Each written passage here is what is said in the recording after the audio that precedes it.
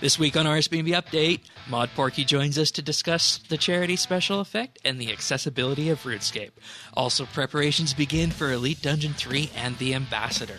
Plus, your questions about coins, life lessons, and working at Jagex. This is RSBANDB Update, episode 712, recorded Thursday, February 21st, 2019. SpecialEffect at Double XP Weekend.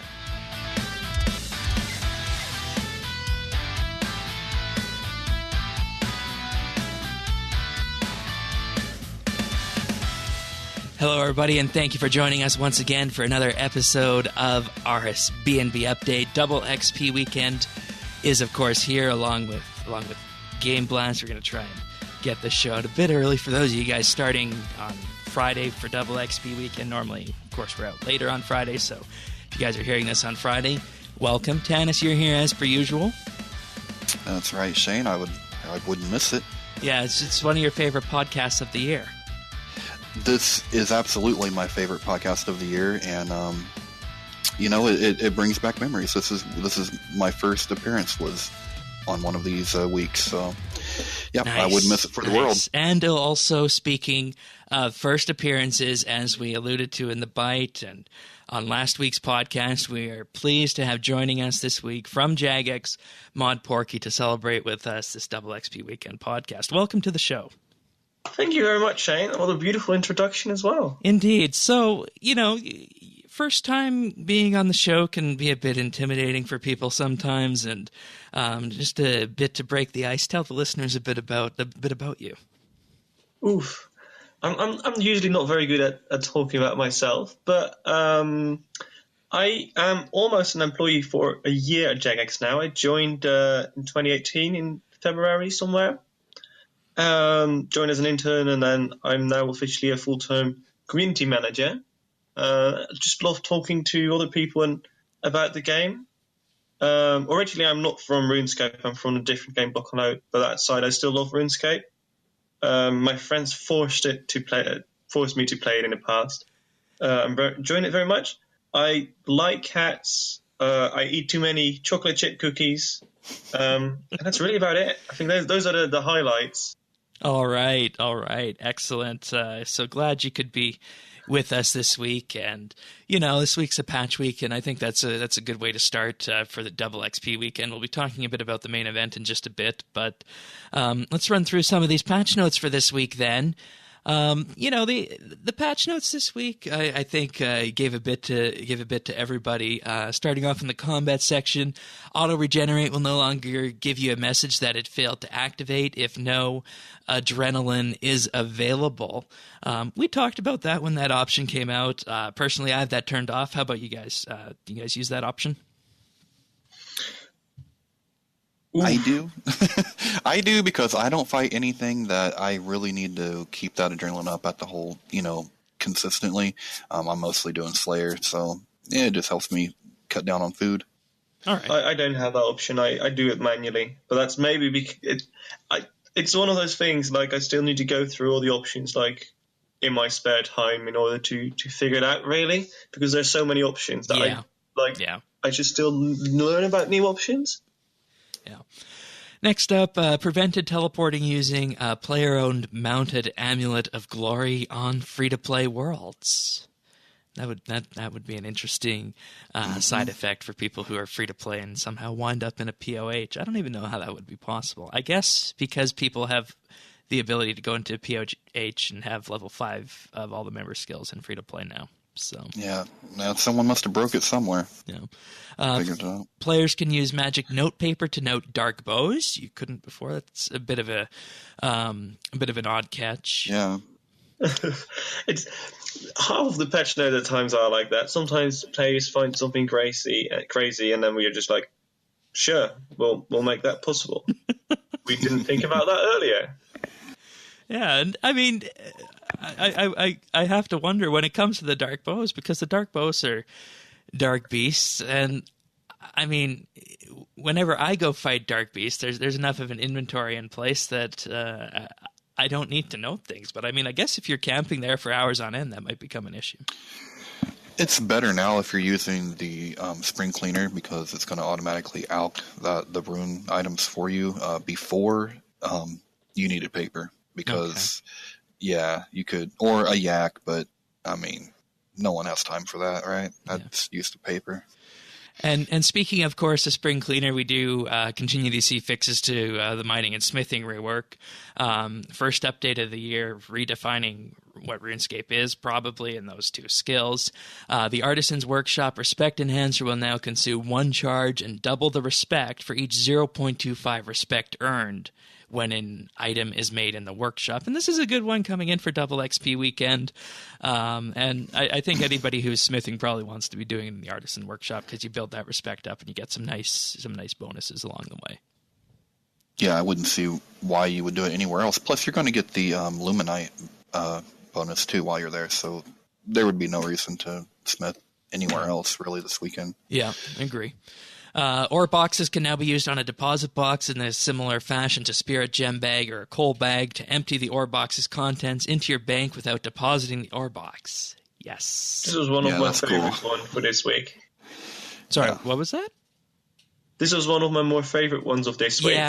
Yeah, me too. I heard from numerous players after the mining and smithing rework came out that this needed to be a thing, and I assume you guys heard that as well, and hence why we're seeing it. So. Options to toggle off getting sedimentary, igneous, and metamorphic geodes have been added to the settings interface. That's great, actually. Okay. I mean, well, I know, Shane, I know toggle, but I don't need 1 spirit shard sometimes. I don't. Hey, but it's double XP weekend. You're going to need those for your summoning. Yeah, but... So is it that you'd like to save your inventory space? Yeah. I think that's what the idea behind it is. Personally, I don't like this toggle for this option because it is taking away a part of the mining and smithing rework gameplay. That's true. The thing is, it doesn't hurt anyone, does it? Like, no, I personally really like to get those orders. I'm like, ooh, I get something new. But... Right. And see, it's good to it's good that it's an option rather than just making the blanket outright decision on this, because you don't want to gate people away from that. And the metamorphic geodes can be pretty interesting on their own sometimes. Well, those are the ones you want, right? Yeah, whenever they arrive. You don't really want the other ones quite so much because, I mean, you're not going to really, like I said, you're going to get like a spirit shard or a sapphire or something like that. Yeah. And, another thing I talked about in an Informer article, which you can find at informer.rsbnb.com on this, is that instead of doing this, an option might have been to bring in a pocket or a sigil item that eats these when you get them. But, of course, extra development time and putting in a toggle fixes the problem straight away. Next up, in-progress smithing items can now be used on forges to heat them up instead of displaying the nothing interesting happens message. And, this is something I tried when I had an in-progress smithing item. I tried to use it on a forge, and I got that, so nice interaction boost. Now a big one, changing what was the best mining XP in the game. Mining crablets no longer deplete stamina, so they can be mined AFK as before. Their hit points have been lowered so that a crablet is typically mined in a little under 5 minutes, and the XP for mining these crablets has also been reduced to compensate. Now, I don't have rune metrics, and I don't have an Arc Island with golden salt, so I can't comment on what the XP rate for these is this week, but I'm assuming they wouldn't be hurt that much. Do either of you guys have any insight on what the XP might have been knocked down to? I don't know what it would have been knocked down to, but I know there's probably some people that it hurt a little bit because like you said, Shane, it's the best, or it was the best XP in the game. Yeah. So this was like, I believe, and please tell me if I'm wrong, like one of the reasons we kind of make this change is because we got a lot of feedback. It's like in the past it was quite AFK, if I recall it correctly. Mm-hmm. And it wasn't anymore, and that's kind of what was a bit of a complaint from players. So we've kind of tried and find the middle ground there. Okay. That makes sense then, and that's actually a very good insight because of course if you weren't here we wouldn't have got that insight, and it actually makes a lot of sense when you say it that way. Hopefully, I'm able to add a whole new perspective to it for a week. That's great. Yeah. I'm familiar with the arc being like, it's not usually something people really love to do a lot of times. So I can see why they'd be doing it AFK. At the same time, for those skillers that are really into the best rates possible, a lot of us knew hit the arc, like we knew that if there was a competition going on, you want to be in the arc, that kind of thing. So yeah, I think that's a fair change then. All right, moving on to some other general changes. Players will now receive a unique message when damage-reducing items such as the Defender's or War Priest armor proc from environmental damage. That doesn't affect me, but okay. Yeah. Everyone loves their messages as scores. It's an ongoing battle. Like, I just want to point that out. Sometimes we have to remove messages because it's not good enough, and then people want them to be able to be muted, or just filter those out. I mean, it's always an interesting one, and we just try and balance that out. The discussion for me comes in as to what is filtered and what is not filtered. I play my game with game messages filtered, and I just discovered a few weeks ago that when you disassemble something, if you have all the game messages on, it tells you what exact components you got. So, yeah. and if we were on this discussion topic and we were going somewhere with this, it would be nice in the future if you could choose what messages were filtered, but I imagine that would be quite a gargantuan task. It would be a massive task. I do know we had this, like, a lot of the messages that we filter out and don't filter out is usually something that gets decided by the Ninja team. Mod Lab Code, who is currently part of the Ninja team, came across as well. It's like, can we just not do it on a message-to-message basis? And it would realistically be possible, but it's going to take a massive amount of work. But then also the next question is, how are you going to allow players to actually manage that, right? Yeah. Because there are over thousands and thousands of messages in the game that you can get at various times. Which one should you filter away, and how can you manage that? And if you were to present the players with a huge list, that's just not good. I don't think we if it were like 30 options, it's not ideal, would be possible, but there are over thousands of them. So, can I add, Shane? Huh? I said, can I add something here, Yeah, Shane? please, of course. Something that I never thought about, even as familiar as I am with game accessibility, something I learned this week is those game messages are actually really important for hearing-related disabilities. It helps those people be able to take in that information that other people may be taking in through other ways. So they're actually an important part of the accessibility front, even though you probably wouldn't think of it that way at first glance. Yeah. And, since we're on that, and we'll talk more about it later, we, as Tanis said in pre-show, we have RuneScape here, and, people might knock you guys for doing something wrong. It seems like that happens every other week or something, right? But when it comes down to it, you guys have one of the most accessible games out there for folks with disabilities of sorts. So that's something you guys need to pat yourselves on the back with. Yeah. Take that back. Thank you very much for that. And whatnot. So, continuing with the patch notes, an issue causing some players to not be able to combine the Death, Law, and Blood ethereal leg pieces has been fixed. And the big one of the week, the Divinomatic vacuum, is now always lost on death. This was an interesting one this week, wasn't it? Yeah, and it doesn't affect me because I don't do divination in the wilderness, but I know plenty of people who do who are a little bit scared this week. I can see the reasoning behind it, but I don't agree with it at all because, look, let me just put my bias out there. I'm not into PKing. I don't really agree with it very much. I think if you want PK, go to the duel arena. Don't be a troll and kill some skiller because that's kind of just trolling. And now, when you lose your Divinomatic, it is not an easy thing to just replace. I see this happened to me right when it came out, and I was doing that out there, and then I don't remember. I got scalded accidentally somehow. Like I didn't mean to, and I lost my Divinomatic. And I don't remember if it was a matter of how I had my charges set up or whatever, but it took a while for me to get it back. Like I had to go buy a bunch of stuff and break this stuff down, and it's not an easy process. It was a tricky one. Like I think just to on the outside of it, like whether it's a good or a bad change, like I never invested myself enough in Divinomatic of divination and the Divinomatic. But like we should have communicated this change much better. And it's partially my fault. I didn't see this in advance. But I just received it as a patch note, so I just added it to the list of the patch notes, right? Right. But it was actually like a change to make the overall experience more in sync and better, and like hopefully for the better of the game in the end.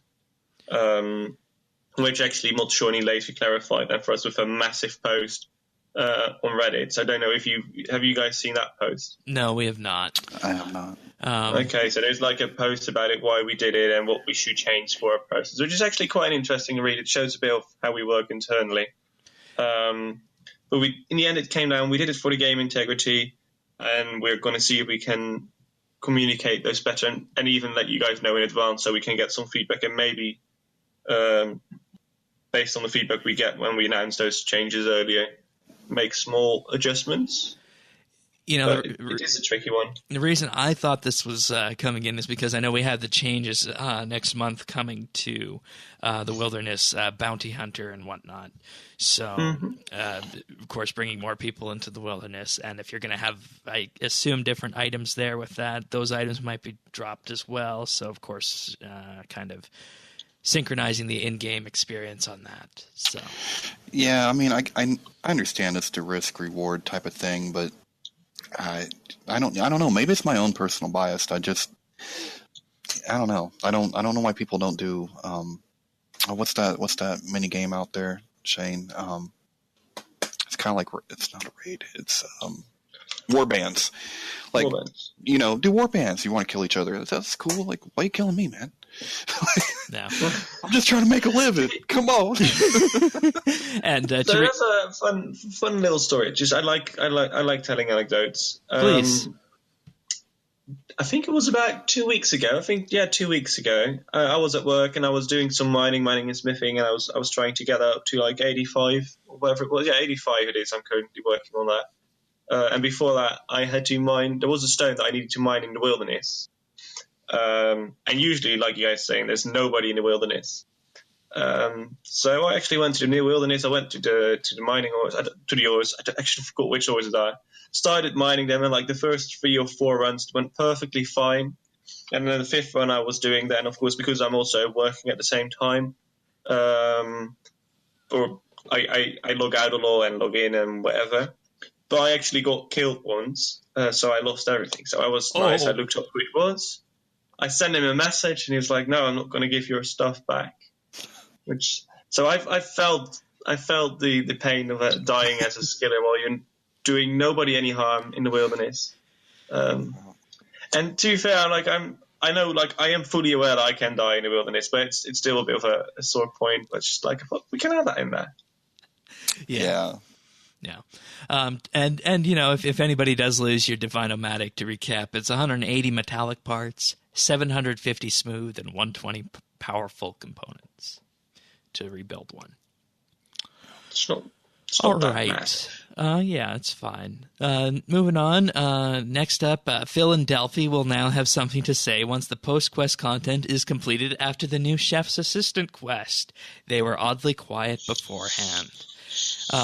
And of course, fun fact with this one, for anybody who wasn't listening last week, I didn't get the reference to Philadelphia until I said it on the podcast. Of course, Philadelphia cream cheese.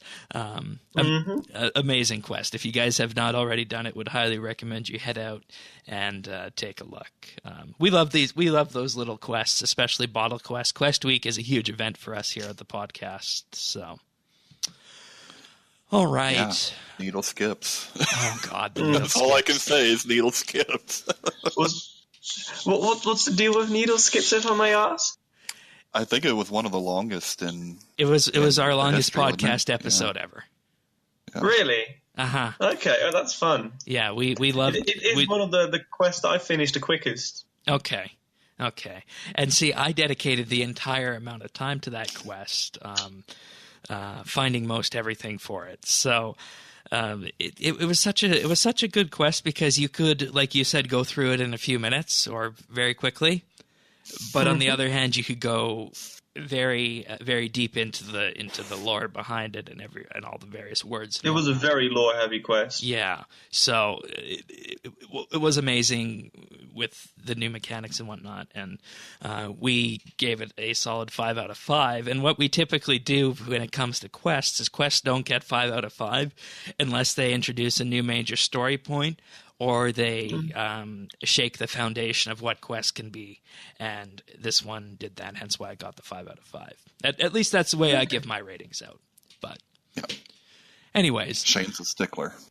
Continuing Stickler on for perfection. Continuing on with the patch notes, various UI improvements and bugs have been fixed after the launch of the player-owned ports interface reskin. The interface icons for Gunpowder and Black Slate have been corrected. Previously, they were swapped. The captain's log once again defaults to ship status when opened. Some text on the ship's interface has been moved. Crew information has been moved to the right-hand side, so you can still see the resources. That's good. That one annoyed me. The crew drop-down is now taller, so the information fits better inside the frame. Made text boxes bigger on ship parts to improve visibility. Move 3D captain heads down 10 pixels on the crew roster interface. Love the detail there, 10 pixels. And added a divider line in the voyage frame to separate the name of the voyage from the information. And finally resized the voyage interface down slightly. And of course, most of these do help the experience on mobile. So I'm glad that these were able to be refined and whatnot going forward this week for the folks on desktop as well. Yeah, and the majority of these were actually pointed out by the community themselves. When we released it, it was indeed to make it in sync with our existing UI, but at the same time it was also to improve it for mobile. And with that, of course, there were quite a few issues that were kindly highlighted to us by the community. And Molech went in and did those. And you mentioned being very precise. 10 pixels isn't even that bad. 10 pixels you can actually noticeably see, but we've changed things for 1 or 2 pixels in the past. Yeah. And that is because Molech, I myself quite a bit as well, we like our interfaces and we want them to be perfect, if that makes sense. Yeah, so if it's perfect. offset by 1 pixel, we might actually change it. Yeah, and I see that too. If something's not lined up correctly, it's fine until you don't notice it, so to speak. But once you notice it, you cannot unsee you 1 or 2 cannot pixels unsee off. it. Yeah. Oh, absolutely. And it is often if something doesn't look quite right, but you don't know what it is, it might just be something for 1 pixel. You will not find it out, but it just makes you feel a little bit odd inside. Yep. Yeah, that's an itch that bothers me too. Yeah, exactly. All right. Other patch notes this week that we got. Additional checks have been implemented to try and minimize the chance for clues to swap or progress into the same clue. I've had this a few times before, specifically with hard clues where you get the same clue back to back. I mean, I don't complain about it, but it did feel a little bit less random. And I think it's good to bring these updates out a year after the clue scroll rework. That was a good one too. That was perfectly timed, wasn't it? Yeah, it was. I think clue scrolls are something that are integral to the game, and I'm not sure whether people do them today for the fun aspect behind them, or if they do them for the chance of getting a die, or maybe even just fortunate components. I'm not sure where the majority is on that, but the fact that they fill multiple niches is a sign of a good update, or a good piece of content rather. Brought summoning pouch and scroll trade-in interfaces up to standard. As we've been talking about before, this is the progression towards a more unified interface look for RuneScape, and I don't think there's much else to say on that one. Well, that one's perfect. You talk about perfect timing. That's perfect timing.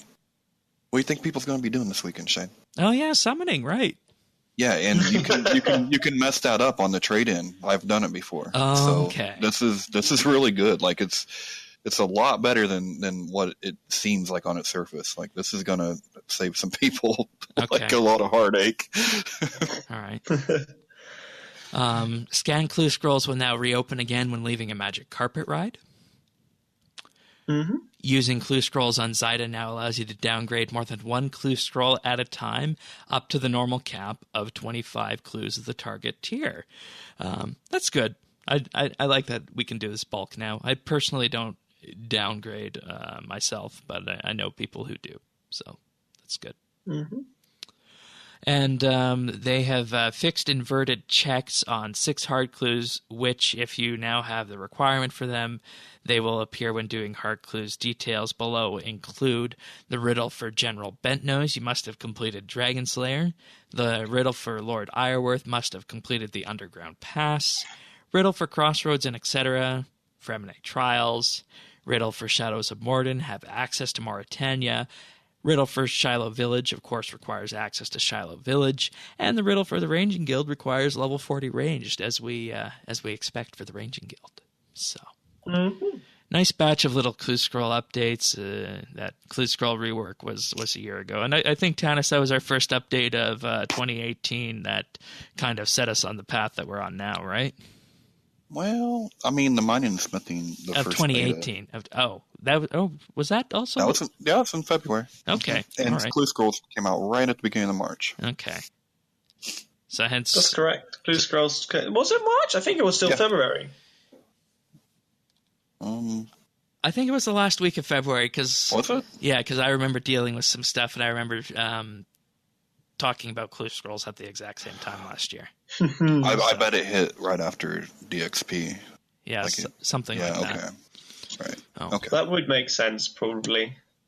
No, just like the Elite Dungeon 3 is going to hit right after Double Exactly. XP weekend. We'd like to tie things to that. We'd like to tie things to like a Game Blast or whatever. That's like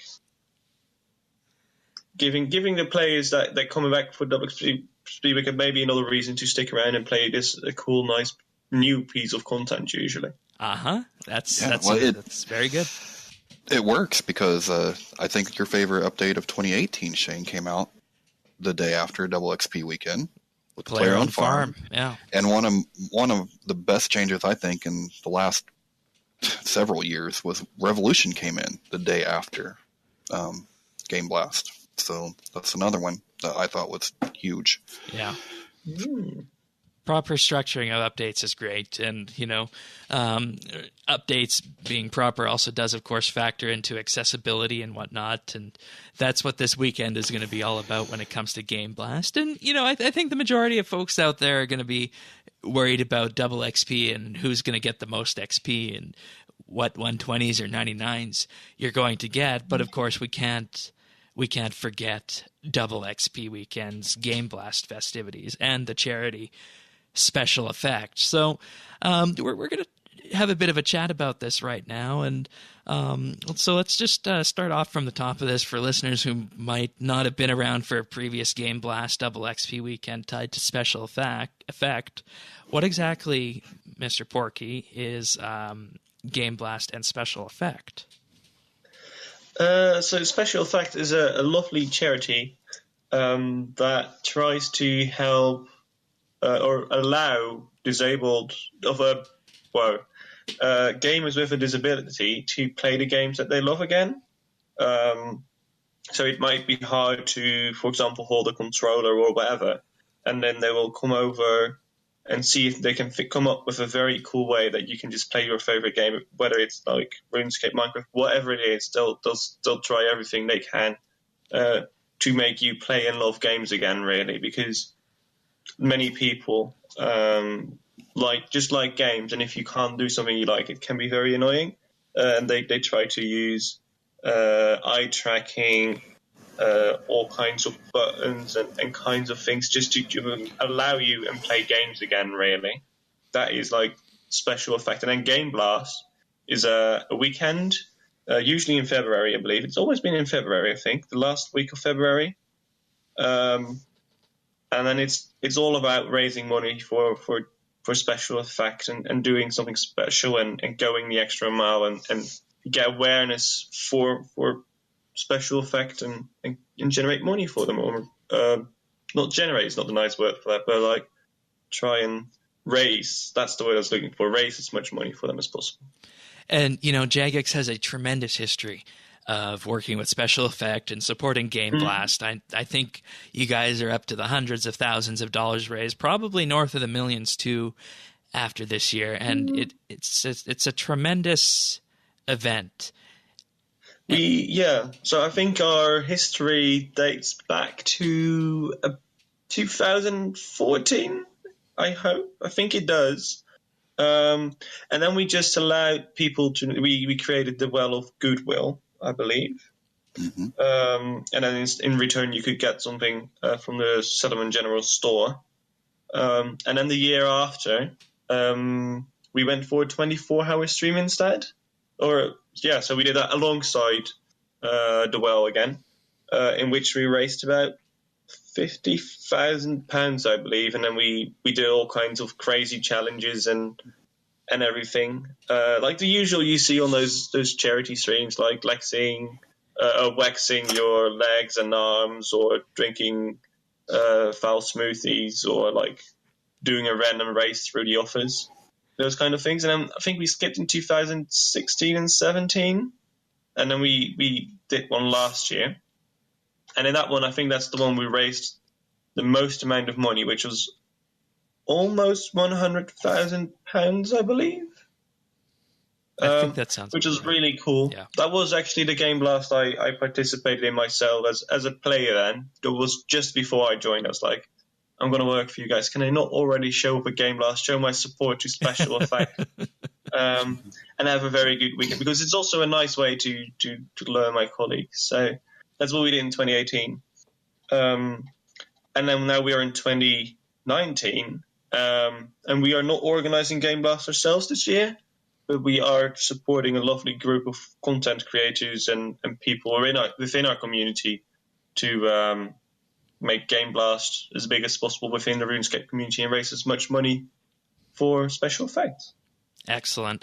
And one question I want to ask you, and I'm going to ask Tanis as well, and we'll get a bit of Tanis's story in with this, but Porky, why is Game Blast important to you as either a player or a Jagex moderator?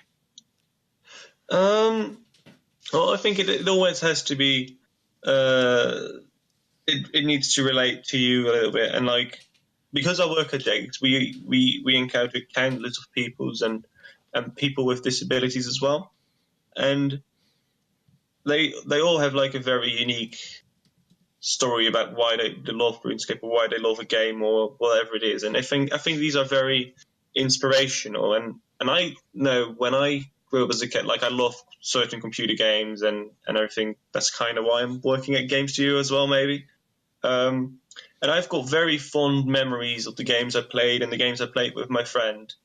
And I think I feel I'm very grateful that I actually had that. And if you realize that there are people out there that don't have that, I think that's sad, and I think we should try and deliver everyone that, really. That's kind of why I really like a charity and why it's important to me. All right. Tanis, I know we've talked about before, and we've talked about it in numerous Informer articles, but could you just summarize why this is so important to you and what the charity means to you, since you do have a personal connection? Yeah, I can relate. I can really, really relate to wanting to play games, growing up playing games, right? Well, let me start at the beginning. A lot of our listeners know that I am legally blind, but for those of you who don't, that means that I have some sight, but I'm blind enough. I'm considered blind, right? so I use different software, speech to text, screen readers, magnifiers, stuff like that. And but I didn't start off that way because I have a genetic eye disease called Stargardt's. So that usually hits you when you're mid to late teens, and will progress from there. So, like I said, I grew up as a gamer. I mean, I started with Atari and went into Nintendo, and every console, there on out, until I started losing my sight, and I couldn't really play very well anymore. And that's when I was in college and began to learn a lot more about accessibility features and how to use different softwares and things like that. And that's actually how I found RuneScape. Was at that time, this was pre-Windows 7, so there was no like what do you call that, Shane? In system, like a native. There was not a native magnifier, right? So you had to have a third-party software, and it's pretty expensive software, right? The problem was that didn't work when you would start like a game. So like I was like, oh, I want to try World of Warcraft because I have Zoom text now and I'll be able to play it. And I tried it and it didn't work. So I'm like, oh no, what do I do? And through just looking around, I find out about RuneScape. So RuneScape was browser-based, which means that I could use my software with it. And so, I mean, I played maybe a day or two, finished Cook's Assistant, and got membership. They're like that fast. And so, like, I can't understand why every person with every kind of disability, but I do understand, like, the struggle, and I do know how it can help you kind of come out of your shell and be able to talk to people and socialize. And it's just a really great thing. It's a great charity. And I just wholeheartedly support them. And I know you've also, I think you also had a dialogue with SpecialEffect before too about your specific case, haven't you? Yes, I did last year. I talked with them, and they're a wonderful organization. They really are. I didn't get to personally speak with Dr. Donegan, but I was speaking with a SpecialEffect representative while I was streaming last year, and they're just the kindest people ever. I was trying to acquire a device that's called eSight, which is special digital glasses. Basically allows me to magnify things. It's almost like if you're familiar with the CCTV, it's being able to kind of wear your CCTV. And what it does is it lets you use a computer or a tablet or even watch TV without a magnifier, because it's using like it's magnifying. So what's nice about that is you can walk in. If you're at school, you can walk into a computer lab and use that computer if you have eSight. Whereas, in my experience, I would always have to find the accessible lab, and go to a completely different place that had the stuff that I could use. So, yeah, we talked about that, and it wasn't really something that that they could do at the time. But like I said, they're wonderful, and everyone is so kind, and it was a great experience. Even though it wasn't, even though it couldn't help me in my personal situation, it was still a great experience to go through and to learn and to find out more about the organization. There's also, thank you for that story, by the way. I find it very. I really appreciate that you share that. I find that, like, I think it even makes the message and everything about that, what we're talking about here, more special. Am I also correct to say, you probably know that better than I do, that SpecialEffect helped Xbox design the adaptive controller? They did, and they did that, and And some of the things that I personally think is important and really cool is not only do some of the things that they've done to help people be able to play games, some of those technologies are actually far-reaching, and they've been groundbreaking for the public at large. Their eye tracking software has allowed people who can't communicate, who are essentially trapped in their own bodies. They can't communicate in any way, and that eye tracking software has been able to help them be able to communicate for the first time. That's something that anybody in that situation can benefit from that. You know what I mean? So it's like, I don't know. I just boundaries. Yeah, exactly. They're breaking down walls, and this is something that I always like to point back to. This is the Apollo space program. So many technologies were developed for that eventually percolated down into the public. That you need to have research groups. You need to have groups like NASA back in the day, or SpecialEffect today when it comes to accessibility, constantly pushing the boundary and bringing these pieces of technology down to the base level so that everybody can access them. I remember when we saw the tech news from Microsoft that they were working on that adaptive controller, and we scrolled through the list, and lo and behold, SpecialEffect is involved in that. And that's something we had a great time discussing on the podcast here because of the history with SpecialEffect and RuneScape, and of course just the fact that Microsoft is getting behind something like this. And for anybody out there who doesn't know, you can take any Xbox controller and plug it into a Windows PC and it will just work. And that's got to be the same for the adaptive controller too. So. Yeah. So it's it's just a wonderful organization that I would love, I will do anything to help, essentially, because sometimes games are more than just games, especially for people who have to deal with challenges sometimes. Because when you're like, when I'm in RuneScape, it doesn't matter. I'm on an equal field. Like, I might not be able to be as quick or play as good, and accessibility is an issue, sometimes, but at the end of the day, I'm just some other guy. And you're not being judged by what you look like, or, no one sees my cane, no one sees my east side or anything like that. They don't really know. And that's something that I think really, really affects, adolescents even more than an adult, because they're able to feel like they're part of the group, and they're interacting, and they're not being judged for because they're in a wheelchair or whatever the case may be. So and gaming gives you an outlet to just to be out and to experience things that you otherwise couldn't. And so that's another reason I support them as much as I do. It is a way to escape the real life a little bit at times. Right, isn't it? Yeah, it is. Yep.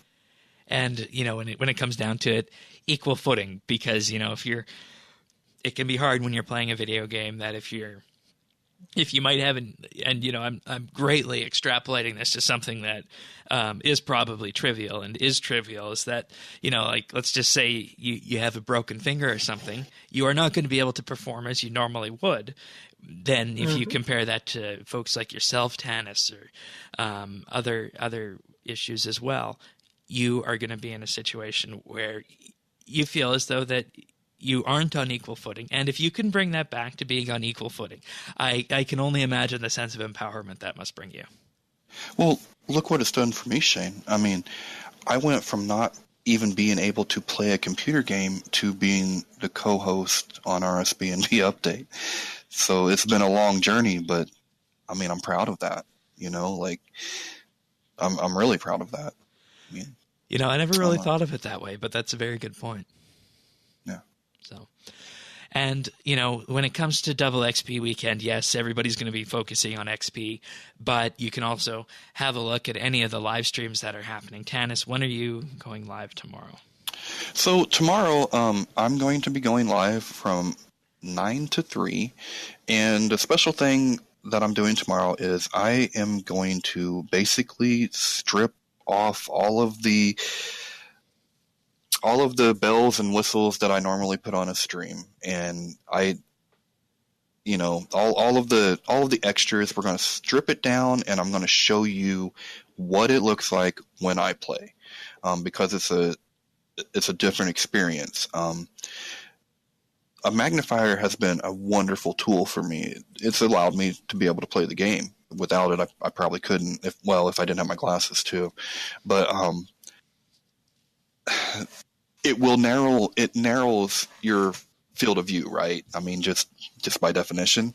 And so I think it's interesting for people to see that, how if I'm fighting, I have to strategically place my things in my interface so that I can actually see them, because my field of view is so much smaller. Yeah, we learned about that with Elite Dungeon 1. Oh, man. Yeah, right? Yeah, that's what I got told, to go stand in the corner and eat. Aww. That was okay, though. I made it.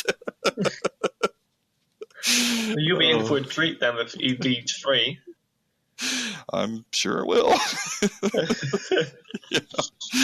But so yeah, that's what I'll be doing tomorrow, and I'll be raising money, or trying to raise as much money as I can. Anyway, we'll have my Just Giving all hooked up and ready to go, so you'll be able to donate to SpecialEffect through that, and then I will also be streaming on Saturday. Now, don't hate me. I'm doing this for you, okay? I'm doing this for you, the listeners. I am going to stream a different game on Saturday, because I know how hard you're working. I know what you're grinding like, and I know you have 2 monitors. So you might want to watch something else on your other monitor. So I'm going to take one for the team, and maybe stream a different game that day, because I'm not competing in any competitions this weekend. I'm just having fun and trying to raise money. So, yeah. So I'll be doing that Saturday evening, probably start about 6, and then go until I fall asleep. And where can they find you on Twitch? I am the Blind Gamer on Twitch.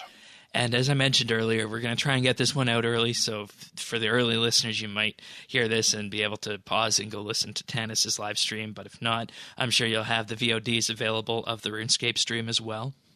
Oh, of course, yeah. The Blind Gamer, Tanis79, and link will also be available in the show notes at update.rsbnb.com. Now, this question is a bit for Mod Porky, but what is it specifically about the RuneScape community that makes it great when it comes to this particular event with Game Blast? I think what makes our RuneScape community great is that we didn't announce anything about the Game Blast ourselves this year, because we're not organizing one ourselves this year, sadly. But even long before that, we kind of already had our community champions reach out to us asking, is it going to happen? Is it not going to happen? What's going to happen? And as soon as they kind of found out that we were not organizing one ourselves, they were suddenly like, we're going to do this ourselves. We're going to get all the best people from both RuneScape and Old School together. We're going to put a full streaming schedule. We're going to set everything up. We're going to create some cool assets. And we're going to do it for Game Blast themselves. As a community, we're going to raise that money from everybody. What I really like is how our community is coming together in this event. We've got folk from Old School. We've got Zuhair, who creates beautiful art. At times is helping out. We've got many RS streamers as well. The RS guy. RS and Sven. I believe. Let me double check. The RS guy is going to do a challenge while it is going on. We've got Spider-Man, and even Shawnee Owens will be doing some streaming. So it's just how the whole community comes together. They're setting up a schedule, and that just all in aid of SpecialEffect and raising money, really. And then aside from that, we've also got these massive auctions, which I think the total amount is already easily over £1,000, and all these creations that based around RuneScape that get sent to one location. We're going to put them all up on an eBay auction. We're going to allow the community to bid on those and everything. It's just wonderful to see that all come together. And then like if we can just amplify that message, make the efforts from those community champions who work on that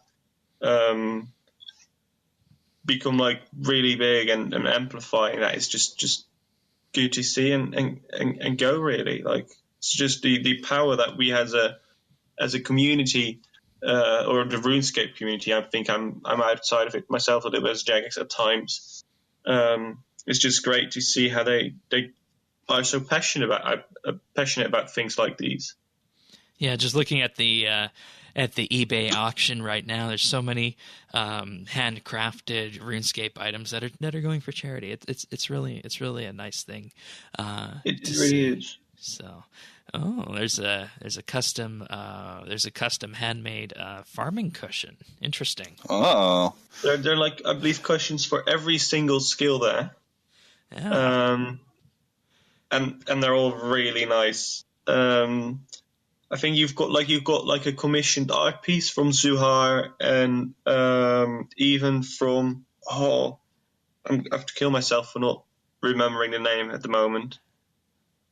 Who makes all the beautiful cartoons? Presley? For RS3 mainly. Presley? Is that the one you're thinking? Presley, yeah, Presley. Oh, I hope she's not listening today. I'll get in trouble for that with her. But yeah, no, everything, all these beautiful things that get created, get sold. It's just amazing to see, and we try actively to amplify that message. Luckily, I'm glad we can do that. Excellent. So moving on from this and accessibility in RuneScape, and I'm not aware if you would have an answer to this question, but does Jagex have a working guideline on how new content can be made to be accessible? So, as far as I'm aware, because I'm a community manager myself, we do not have a very explicit guideline when it comes to the accessibility of our content. But because we've got a big mix of developers ourselves, we also have, for example, I believe we've got a few people who have some kind of color blindness or vision or of a lack of vision at times and those kinds of things. So they already help us massively to make the content accessible in that sense. And additionally, like because we have been working with SpecialEffect in the past and everything, like we do know that people with accessibility issues at times could use some help, and we try to make the game in that sense accessible. Like we are aware that there are people out there that could use a little bit of help making our game enjoyable for them. So we try to keep that in our minds when we are creating content, I'd say. All right. Oh, and this is exactly what we've been talking about before, because Tanis, I mean, out of all the games that you pick up, and you play a lot of games, yeah, how accessible is RuneScape compared to everything? RuneScape is one of the best in general, and it's the best MMO, without a doubt. Yeah, there's really no question with that, and I think it may even become an even bigger thing to keep in mind in the future, because we know RuneScape players stick with RuneScape, and we're all going to grow old together. And we're all going to not hear something or not see something very well eventually, right? Very true. Very true. Maybe it's been a very long-term plan all along. Who knows? Yeah, maybe. But no, it is really well. It's really good. There's always places that can be improved. And, I actually go into that pretty thoroughly in this month's article. And that should be up. That will be up. That will be up right after we record this. So that'll definitely be up for anybody listening to this at informer.rsbnb.com. Out of curiosity, if there's one thing you could change about, like, make something more accessible, what's that one thing you would actually change right now? Tanis, away you go.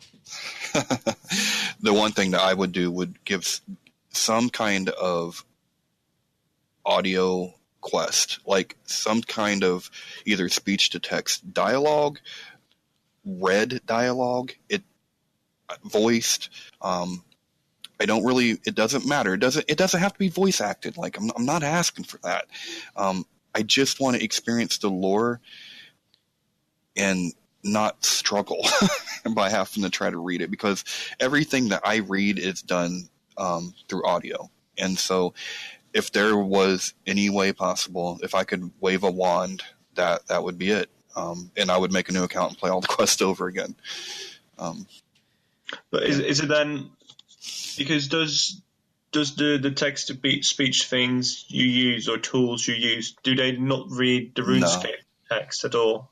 No, unfortunately, they won't do anything in game like that. So, okay. Yeah, that's unfortunate. But yeah, I mean, that's what I would change though. And I've said on the show many times, I'm like, I've told Shane, I'm like, I just pull someone out of out and record them reading the dialogue boxes. Like I don't care like who it is. Just. Well, I've been told that all the text in game is like longer than like 7 Bibles. Oh wow! Holy cow! I didn't know that. So if we have to read out 7 Bibles, then I think we're going to be here for a while. Yeah. Well, then maybe the solution would be to find a way that a screen reader would be able to cover that, because that would be wonderful. Yeah, Malt Purple. I had a very interesting chat with her. I'm just going to look that up very quickly. She had a question from someone if the game could be translated to Dutch. And she had a very in-depth reply about that. And it was basically like, if we were to translate it to Dutch, and a translator would be working on it, it would take... There you go, I found a thread. Let me find it. If I scroll down, she did all the maths.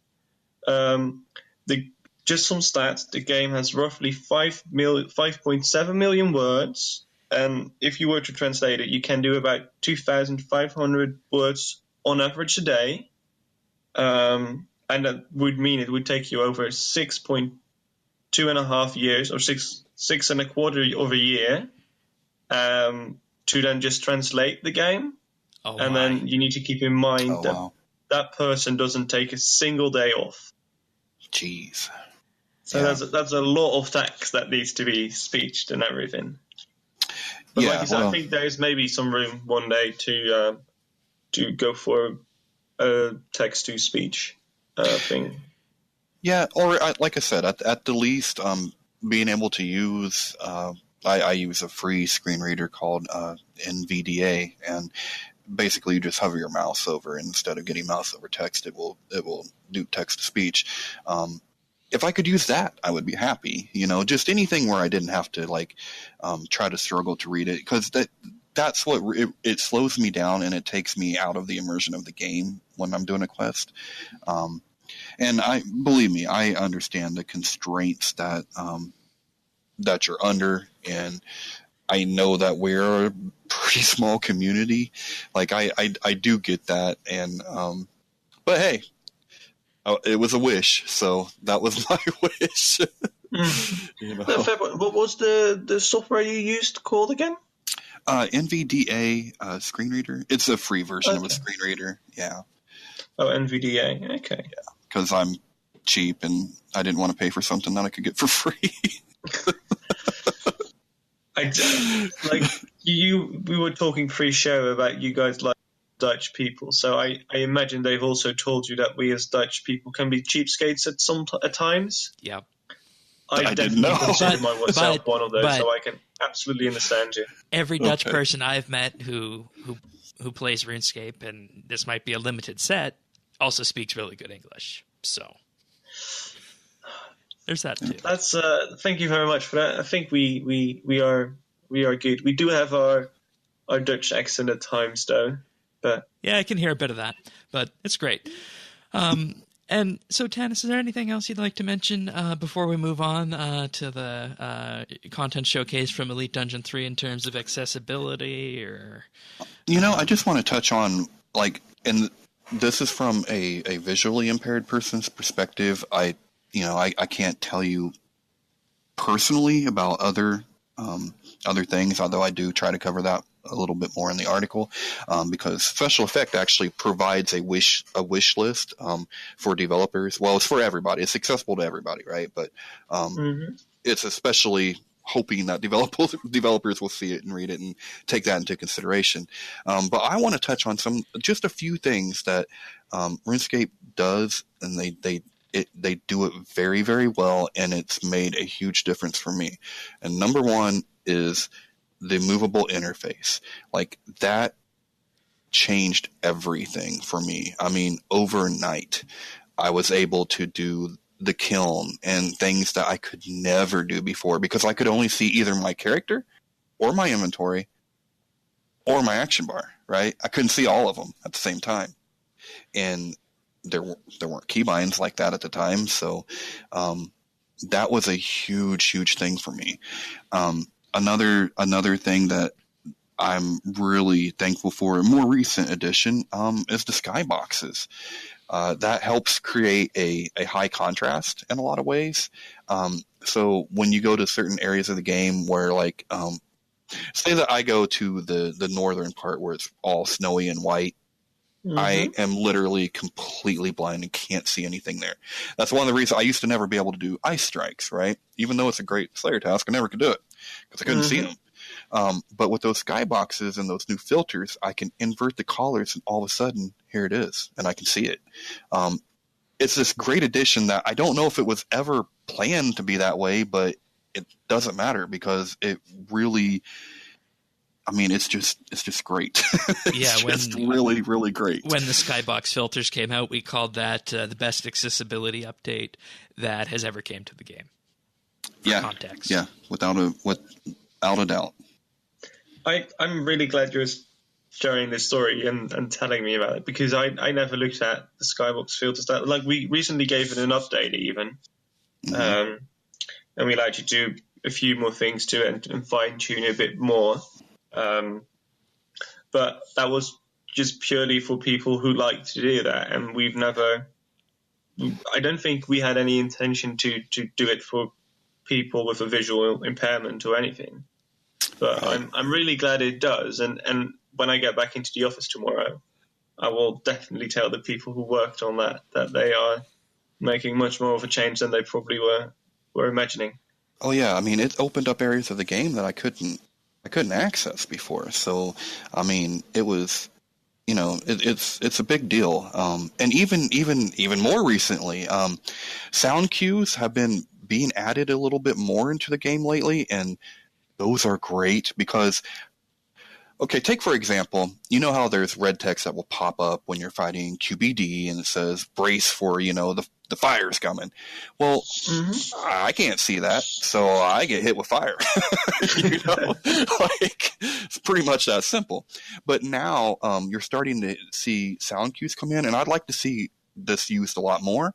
But the mining and smithing update actually brought in this the sound cue to where you can hear the difference in the heat between what while you're smithing. So the hotter it is, it sounds different as it's cooling down, and so that kind of lets you know, because the text's kind of small. It's the mouse over text is kind of small, but I can hear it. So I always know when I'm dropping too low and when I need to hit the forge. So it's the little things like that I don't always think that maybe that was the purpose behind it, but it has a huge effect in the end. So, I mean, yeah, I mean, I just want to draw some attention to what you guys are doing really well, and and maybe in the future, I know this has been mentioned on stream before, but we're a very patient group, and we will wait as long as we need to.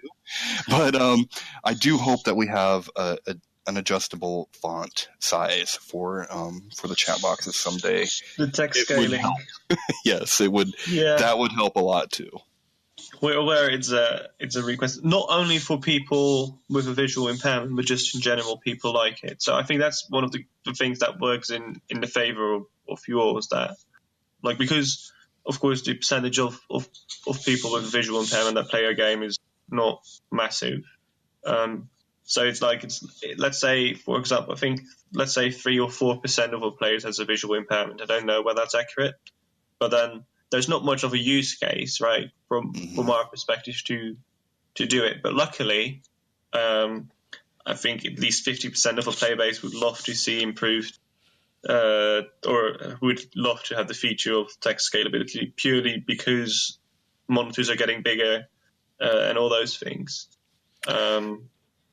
So yeah, I think it is one of those things that it's definitely one day going to happen, but whether it's going to be soon or 4 or 5 years down the line, I don't know. But you definitely have the advantage that there's an advantage that not only visually impaired people want it, a lot of other people want it too. Well, and I'm glad you said that, because I think that kind of leads us to the future of accessibility in gaming. I think is finding that ground between the two, because actually what's good for the greater community oftentimes is good for us, and vice versa.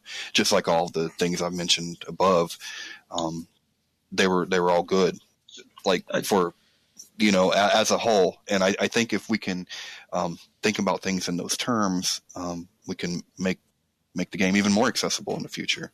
I think you're spot on there. I'd like to believe personally is like, sometimes you're playing a game and you're feeling like everything is perfect, everything makes sense here. And I think you can only achieve that when the audio, the visuals, and the story and the game mechanics and like it all makes sense, right? Yeah, spot on, definitely. Yeah. If you and take in some cases, one you of gotta these start away, from the like bottom, too. Yeah. if the music is out of sync, or if when the sound doesn't play when you are hitting it, or even if it's a little bit too late, like you are like it doesn't feel right.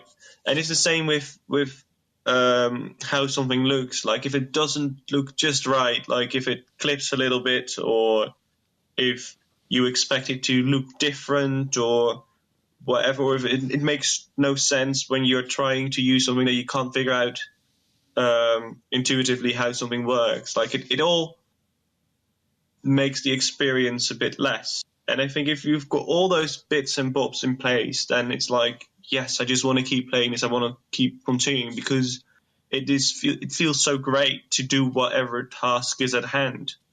So there's, if that's true, and I think game developers are slowly figuring that out, that's a combination of these things together, it will automatically become more accessible for any gamer, really.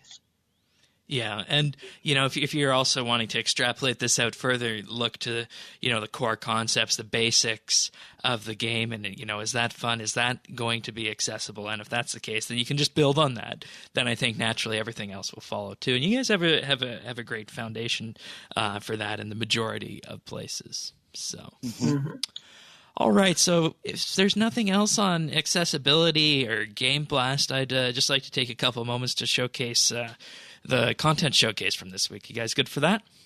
Yeah. Can I ask one more question? Oh, sure. I'm just very interested in. It's like you said, like there are a few areas that we do very well at the moment for accessibility, and you've already mentioned that like the text to speech and like interface scaling would be nice. Is there also an area that you think we are not making accessible enough, or that we are doing subpar in? Tannis? Well, I have to go back to Quest. Is this going to be the story about the tree? Well, yeah, the tree and Dishonor Amongst Thieves, they're both they've both been problems in the past. But I guess to to make it simpler, sometimes there are puzzles in Quest that are virtually impossible for a visually impaired person to do.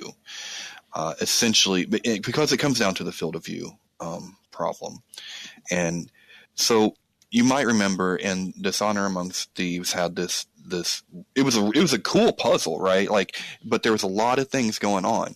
It was opening that vault door, right? So you had to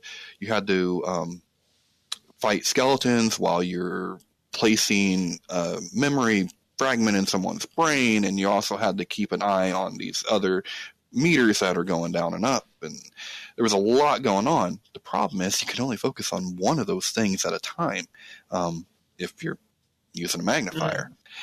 But you have all of these things going on, and so it was virtually impossible to do. And that happened again with The Light Within had a tree puzzle where things were moving across the screen in a pretty quick rate. And I ran into the same problem. Now, I forget which vampire quest it was, but one of those vampire quests, it was really hard for me to tell the colors because it was a color-coordinated type puzzle.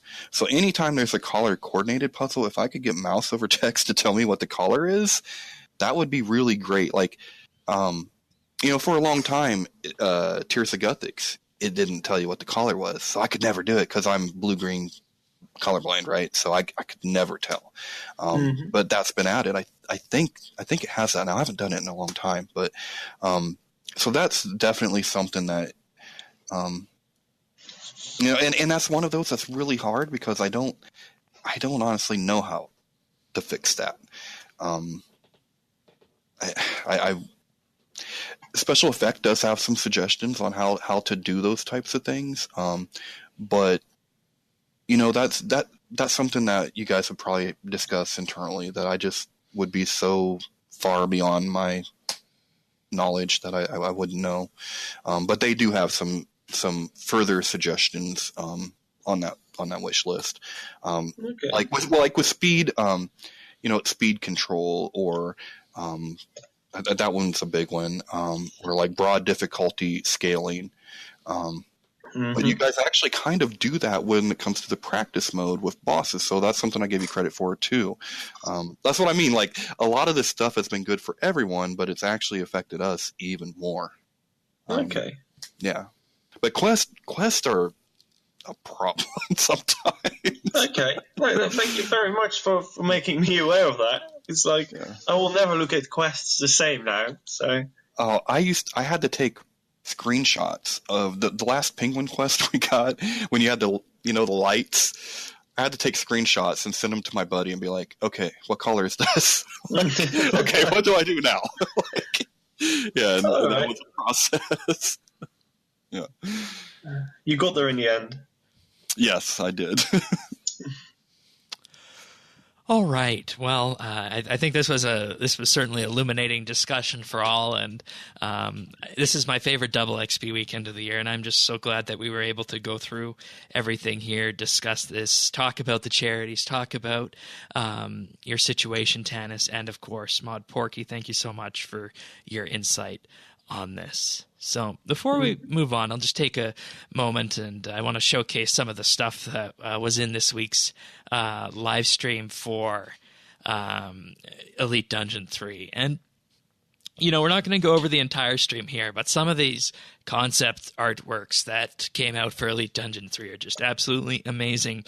Wow. And when I look at what we have here for this concept art for Elite Dungeon 3, this is the definition to me in 2019 of what RuneScape 3 is. This is RuneScape 3 at its prime. And, we talked about the skilling updates earlier in the year and the player-owned farm, mining and smithing, all being part of defining what RuneScape 3 is, and the needle skips is in with that too.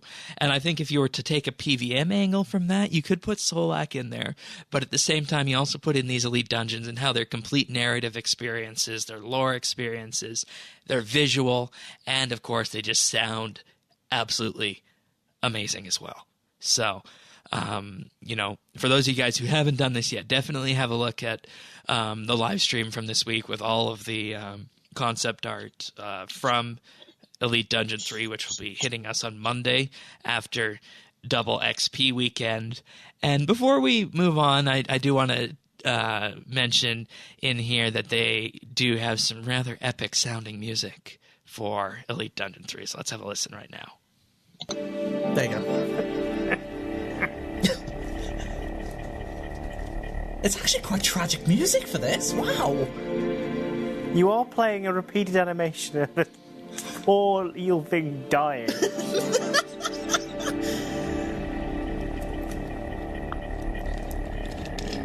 Oh. So I think James. So that was one theme. The next one is called Blackstone Scales, which is a bit more dramatic.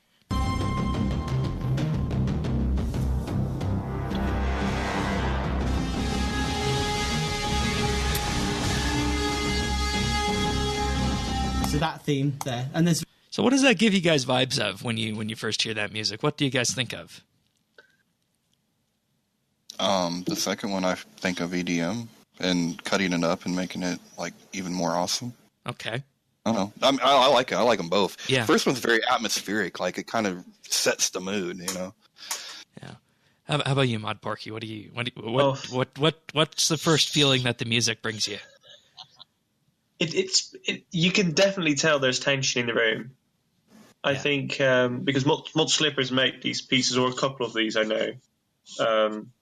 And like it really gives a sense of tension that there is something massive going to happen here, which I really like. And then like in the second one, it's going to be a bit more up tempo, a bit more speed in there. That it's like I'm getting close to it as well. This is just I really like the pace and everything. It makes me excited for it as well. Like it makes me aware that I need to be careful what I'm doing, but at the same time, I want to go explore. I want to find out what's happening. Yeah, and we're actually going to have a summary of this coming on Monday with the release of this in our weekly Byte series. We're going to go through the lore because the Ambassador was theorized before, and we're finally getting it with Elite Dungeon 3 in the form of a boss. So, I think there's definitely going to be some pretty big lore ramifications from this one too, and I think that also speaks to good content design. The fact that if you're going in this for the combat experience, you'll probably get something out of it that you can be proud of.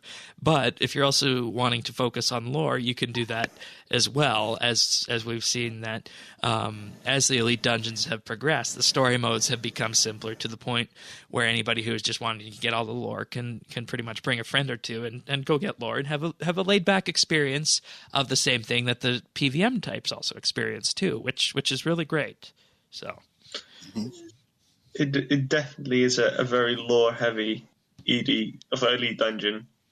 I think there was like 2, 3, or 4 times as much text in this one. Yeah, I remember hearing something about that on the stream. So we're going to have our work cut out for us on next week's podcast when it comes to this. But I personally can't wait to head down there and play it because, we did also, I don't know if it's going to link into what we saw in the last Pirates quest. What was that quest called? Pieces of Hate. Yeah, I want to see if we were right or what we theorized. Yeah, Zautak, right? Yeah, I'm curious. I got to know. Yeah. Is David going to take us? I mean, I'll stand in the corner again and eat. But yeah, I think we could arrange for that. Do you eat the swordfish or do you eat the cheesecakes now in the corner? Oh, yeah. I don't know. I might have to take a cheesecake for dessert. a bacon topped cheesecake. Yeah. Oh. All right. Well, if you want more of this music or you want to see more of the concept artwork, have a look at the live stream from this week. But next week, we will, of course, have full coverage of this in terms of both the Weekly Byte with a lore recap, as well as our PVM expert, David, will be joining us on the podcast to take us through the PVM side of it. And, of course, along with that, we will have all the impressive visuals. If you're not able to get down to the Elite Dungeon 3, we'll take you down there and we'll share the experience with you. So all that and more on next week's podcast. But before we move on to our listener questions for the week, I'll just take a moment to thank our Patreon supporters this week. These folks make the show possible, and we wouldn't be able to do what we're doing without everybody who supports us on Patreon. But in particular, this week, I would like to thank Ben W., Brock H., Kyle, and Zez. Thank you, all of you, for your support. And if you're wanting to learn more about our Patreon page, head on over to patreon.com/RSBANDB. And what we're doing with this is we offer 3 tiers of support. For $1 a month, you receive a special mention in our show notes. And if you want to upgrade to $3 a month, you get a special VIP rank on Discord and a special mention on the podcast at the start of the month, as well as access to high-quality stereo AAC versions of the show. And for $5 a month, you'll receive a shout-out every week and gain exclusive access to the outtakes that we use for the clip show, which the clip show happens at the end of the year, so we're in February, so you get these at this point about 10 months early, so that's a benefit there. And we also do have our monthly bit, which will be coming to you guys next week. I will reveal the topic of this one is going to be, you ready for it? Making money with skilling. That's something we couldn't have said a number of years ago, but it is indeed possible now. So making money with skilling, we're going to have a chat about that on the February monthly bit, so that'll be available exclusively to Patreon supporters. And if we reach $30 a month, we'll be doing Inside RSBANDB Update, where you get an inside look into how the podcast is put together, including interviews with our hosts and production team, and maybe even a sneak peek of where we record the show. And at $50 a month, we'll do our roundtable, which is on the first Saturday of each month. We'll host a roundtable discussion on anything and everything RuneScape related, hosted in Discord. And if by some freak of nature we reach $99 a month, we'll have movie night with Shane and Tanis in the RSBANDB Discord, where we watch some of our favorite movies. And yeah, there'll be probably some Star Trek in there too. So. And Star Wars. Okay. Mod Porky, are you a fan of Star Trek? I'm more of a Star Wars person, Okay. I'm afraid. Okay. I never really watched Star Trek when I grew up, so... All right. Well, there's room for both. There's room That's for right. Am I still allowed to be on this podcast now? Oh, no. We don't discriminate based on that. I would have been kicked off a long time ago. But I like them both. So, but yeah. Okay. All right. So moving on to our questions of the week. So this one is from Sunset Fish. If Gielinor were to introduce a deity's face or symbol onto gold coins, who would it be? And say each region's coins were represented differently, but all currency would still be universal, of course. I think that'd have to be Zaros. Oh, Yeah, it I don't must know. be, doesn't it? Yeah, but isn't... Well, you could also have, like, the King of Varrock maybe on it, or what was it? Varrock, Varrock had a king, right? Yeah, King Rolled. Yeah, King of Varrock, maybe. Yeah, King Rolled. And, I think that actually, I don't know what the general RuneScape population, not necessarily our characters, would think. So maybe Zaros would be a bit of a stretch. So perhaps King Rolled is the best idea. What do you think, Tanis? Yeah, well, see, now normally, I don't know how it's done in Canada or the UK, but in the US, we make sure we put dead presidents on our money. So keeping that in mind, I think we should put Guthix. Because, it's Guthix. He should be on the money. And I like how you were going in completely different direction of what I was thinking. I was thinking, like, we live, like, in Europe, where you've got all these countries, we pay with the euro, except for the United Kingdom, because they want to be different. So we've got our euros, and then there's just, like, each country has their own version of the euro with a different icon on it. I thought that's the direction we're going, and I was like, that's usually someone who's alive, it's the king, or, like, a nice building, and not, like, the other way of the thing is, like, presidents that passed away. But I can't get where you're coming from there. Yeah, it's I guess that's the American perspective, maybe.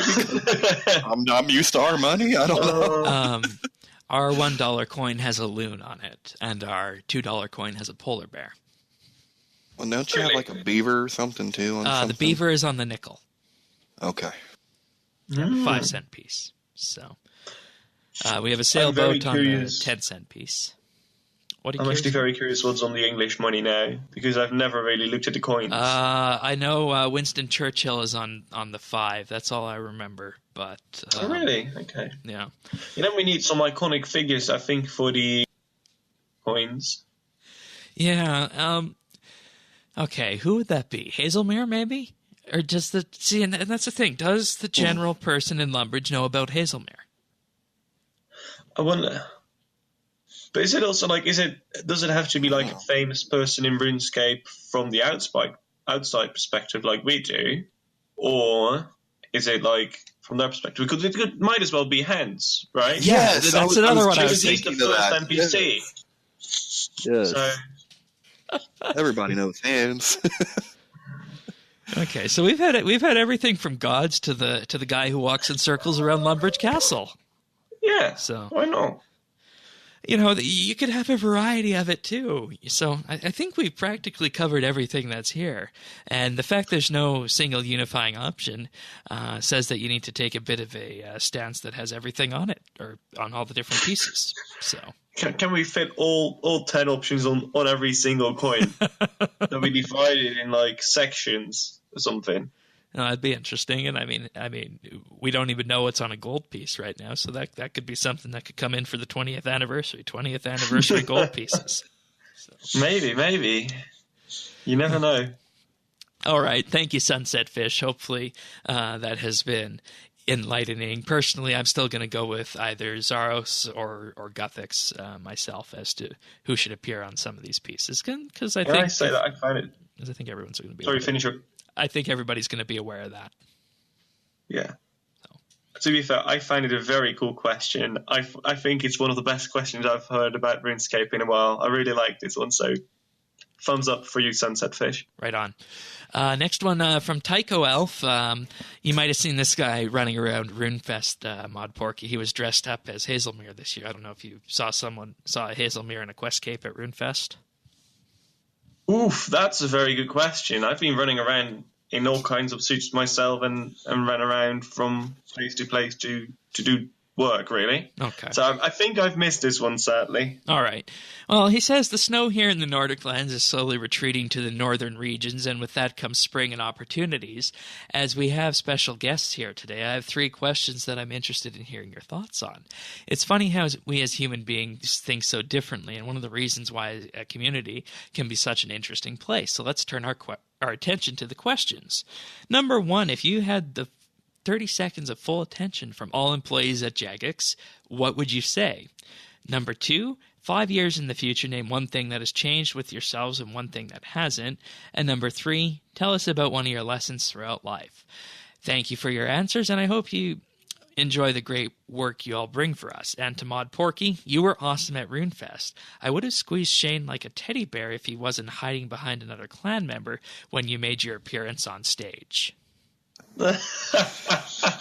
Oh, what a lovely message. I think just to clarify, where he's probably talking about is the fact that I was the person in a beautiful dragon suit. Yeah. Which I absolutely love doing. He has some very tough questions for me there, actually. Yeah, so I'll break the ice and I'll start. If I had 30 seconds from all employees at Jagex, what would I would say? And, this is kind of something that, an extension of what I said to Andrew at RuneFest this year, Andrew Gower. I said, thank you for making the game. This has led to many great communities, including this one that I'm a part of, RSBANDB, also our Clan Quest. And, you guys just need to keep doing what you're doing. And, there might be what's seen as tiny missteps here and there when it comes to the messaging that comes out and what Reddit and whatnot can get upset about, social media and players in general get upset about. But all of these things can just be changed with tiny, tiny little fixes. And I think with the release of the mining and smithing rework, Jagex is on the cusp of being able to do something truly groundbreaking that we haven't seen before. It's my 5 acts of RuneScape that I call it. So that's what I'd have to say to everyone if I had the full 30 seconds. You've already prepared your speech, apparently. Well, it's something I've been talking about for a long time. Basically, what I see the company in the stage of a 5-act movie where, you know, we had some early troubles with the release of the evolution of combat, old school and whatnot, then the polling updates. But then 2018 hit things out of the park with all the skilling updates, one after another, you know, and the combat updates, basically updates that receive critical acclaim from the entirety of the player base. And then you top it off with the mining and smithing rework, and this generates a huge amount of goodwill. And then what that enables the company then to do is to embark on more ambitious projects that you guys couldn't have been able to embark on in the previous years. And then it just completely evolves the game going forward into 2020. So that's my vision of where Jagex is at. Like, it sounds very cliche because we're always supposed to say, like, oh, yeah, no, we've got some very cool things lined up and in the pipeline. But I truly think there is some cool stuff currently in the works that at some point is going to make their way to the game. So it's our job now to start delivering on what our vision is and what we want to deliver, of course. And in that sense, I'm excited to be part of that. So hopefully we can make it a very nice a 5/5 act for you. So would you say it's something that the players probably haven't seen before and something that's going to shift the perspective of what RuneScape is? Ooh, I would never. I think it's very hard to do something that would actually shape RuneScape in a completely different perspective. But I think it's just the plan and the thing and everything we've got in mind and what we want to do, just like and what we are working on already. It's just some cool stuff down the pipeline, really. All right. Now, obviously, you're an employee there, but if you could say one thing to everybody else that you work with for a full 30 seconds of attention, what would you say? So, just a pre-header here. I think that there is not that much I would say because I can kind of talk to everyone I want within the office. So the majority of the things that I wanted to have said, I would have already have said. So I would probably go for a slightly more goofy thing.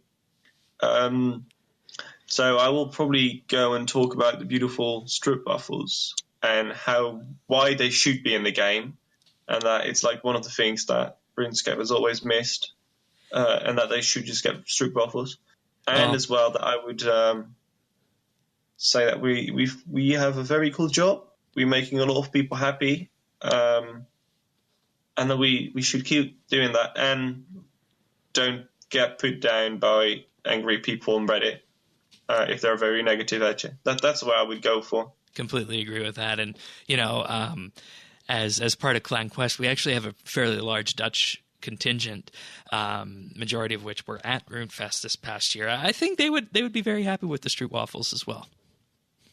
So if they are, like, just out of curiosity, as like a follow-up question almost for those who are listening and in your clan, and who are at RuneFest, like at the end of RuneFest on the Saturday evening, the Saturday, just before everyone left, I made a group picture with about 20 other Dutch people. Were they on that picture by any chance? I don't know. If I could see the picture, I might be able to answer the question. I'll find the picture in the meantime, right. But then I can answer your second thing. It's like the second question Tico Elf has. 5 years in the future, name one thing that has changed with yourself and the one thing that hasn't. The one thing that has changed is probably that I'll be more cautious with everything I do and more considerate. That I've probably lost the rough edges a little bit because I am quite rough at times now. Or like I say whatever I think, and I kind of just, if I have a goal in mind, I go for that. Which is good. It's good, but it can also be like a negative thing. So that's probably has changed. One thing that hasn't changed is probably, what won't change about me? I think my love for a sport called korfball. It's a mix between basketball and netball. I won't explain it. I'll save everyone explaining how that sport works. But I really love that sport. It's great playing that sport. And it's very rewarding to teach other people to play that sport, really.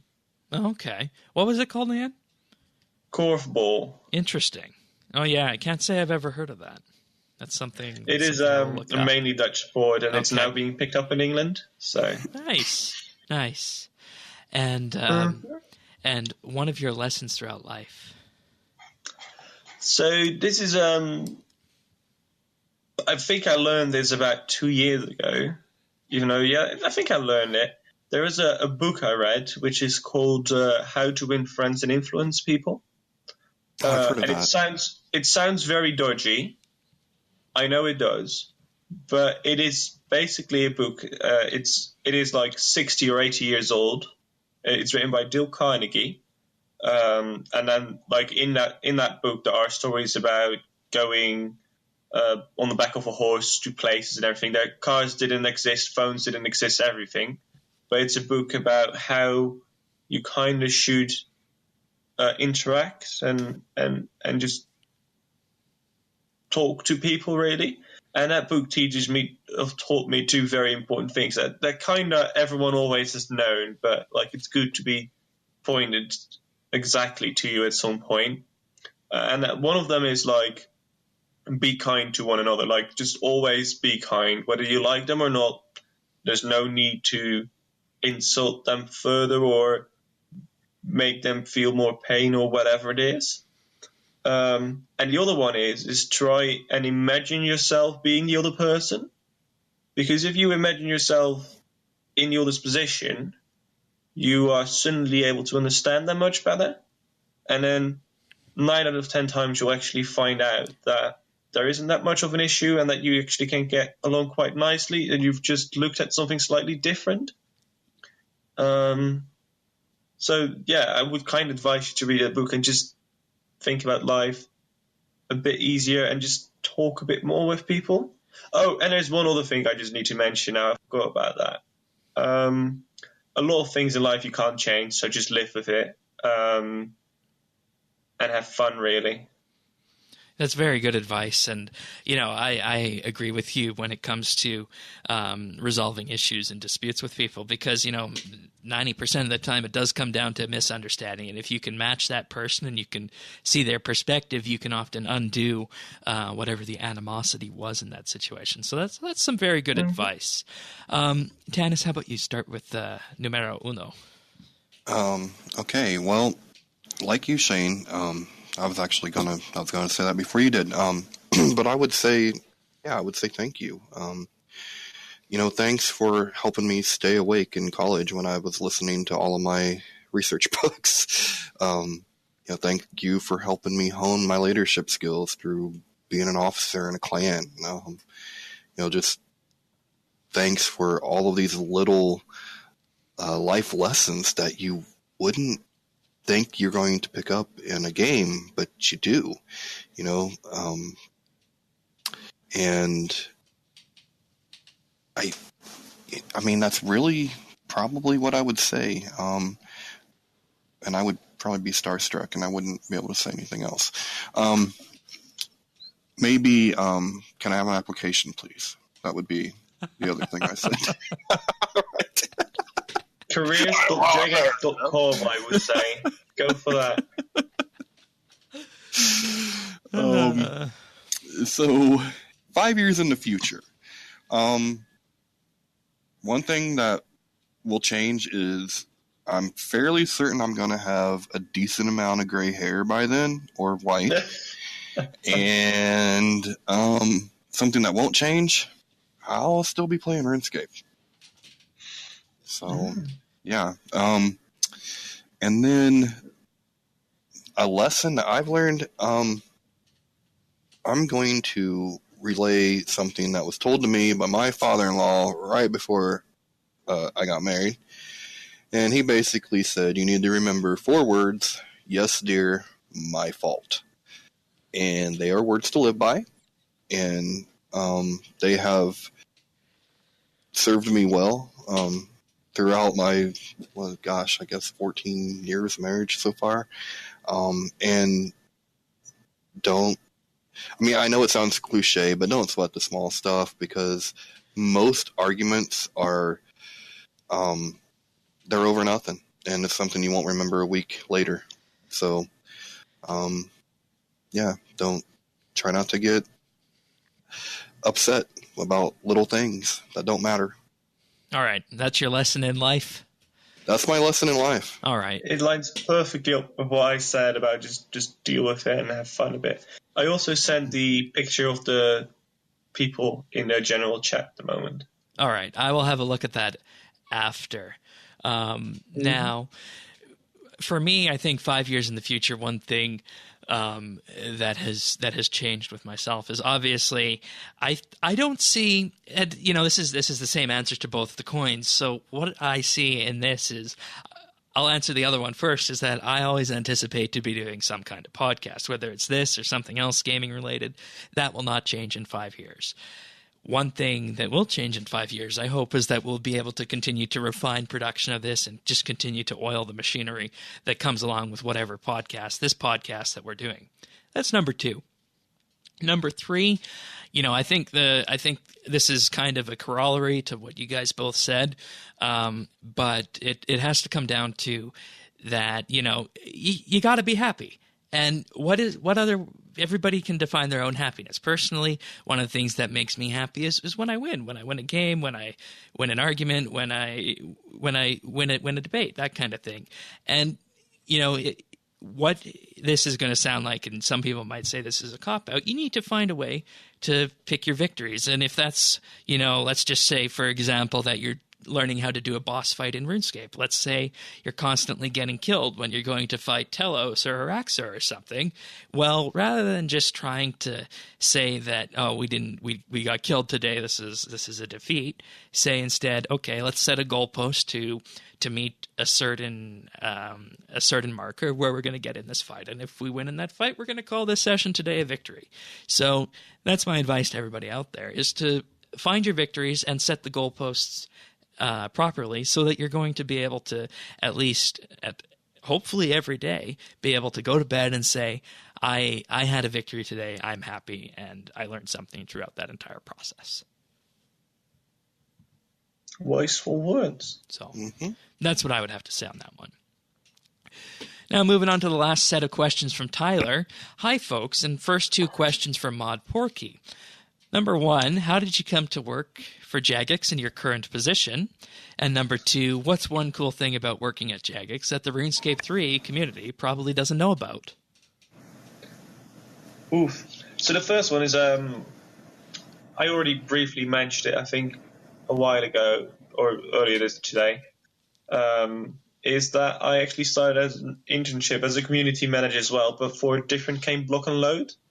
Jagex was reinvesting in that game, and I was playing that game already for a while. I did the weekly streams for that game, so I kind of was like the community champion in that game. And at some point they were like, we're going to reinvest in Block and Load. And at the time, I was kind of involved in the process a little bit. And I was like, I also need to graduate from my university. Can we not do something together? And after a lot of back and forth, they allowed me to come over to Jagex and do my internship there. And ever since I did my internship there, and then Block and Load kind of faded off, didn't work that well. And now we've given it over to a lovely company called Toteman Interactive. So I switched to RuneScape a couple of months, over 6 now. And ever since, they've just never gotten rid of me.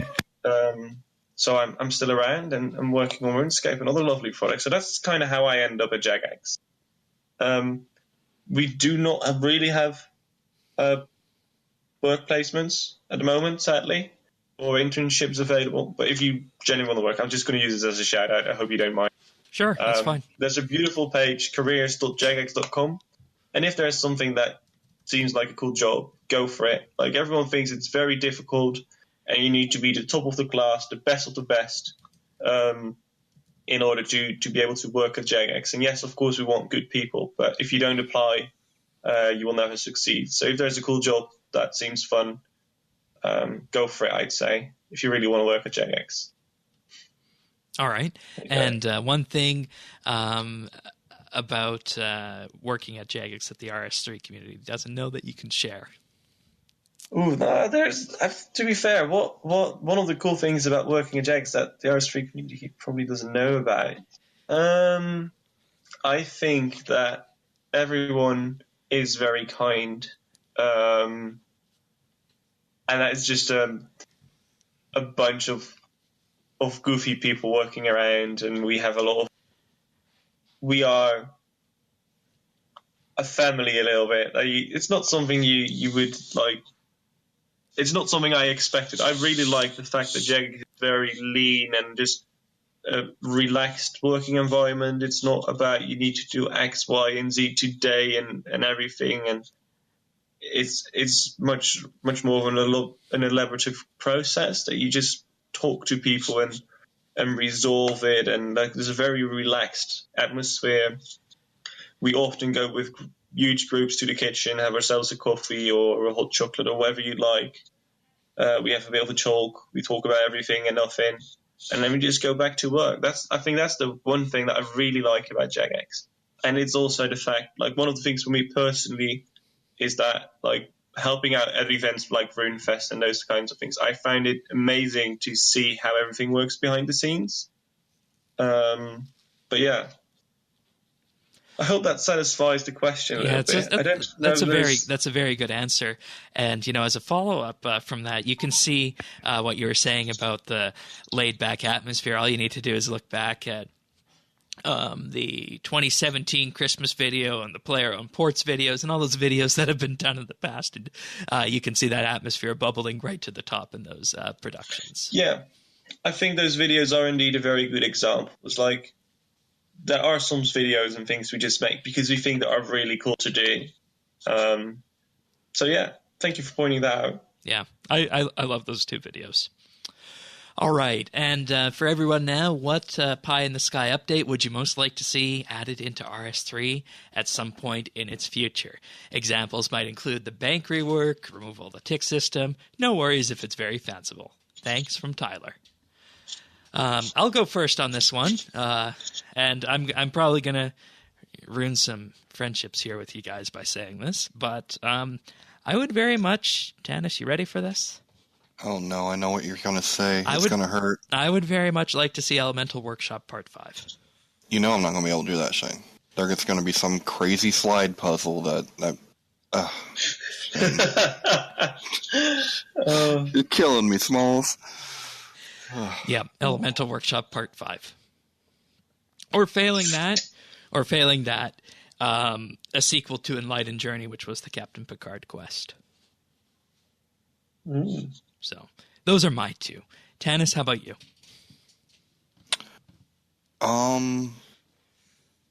Okay, so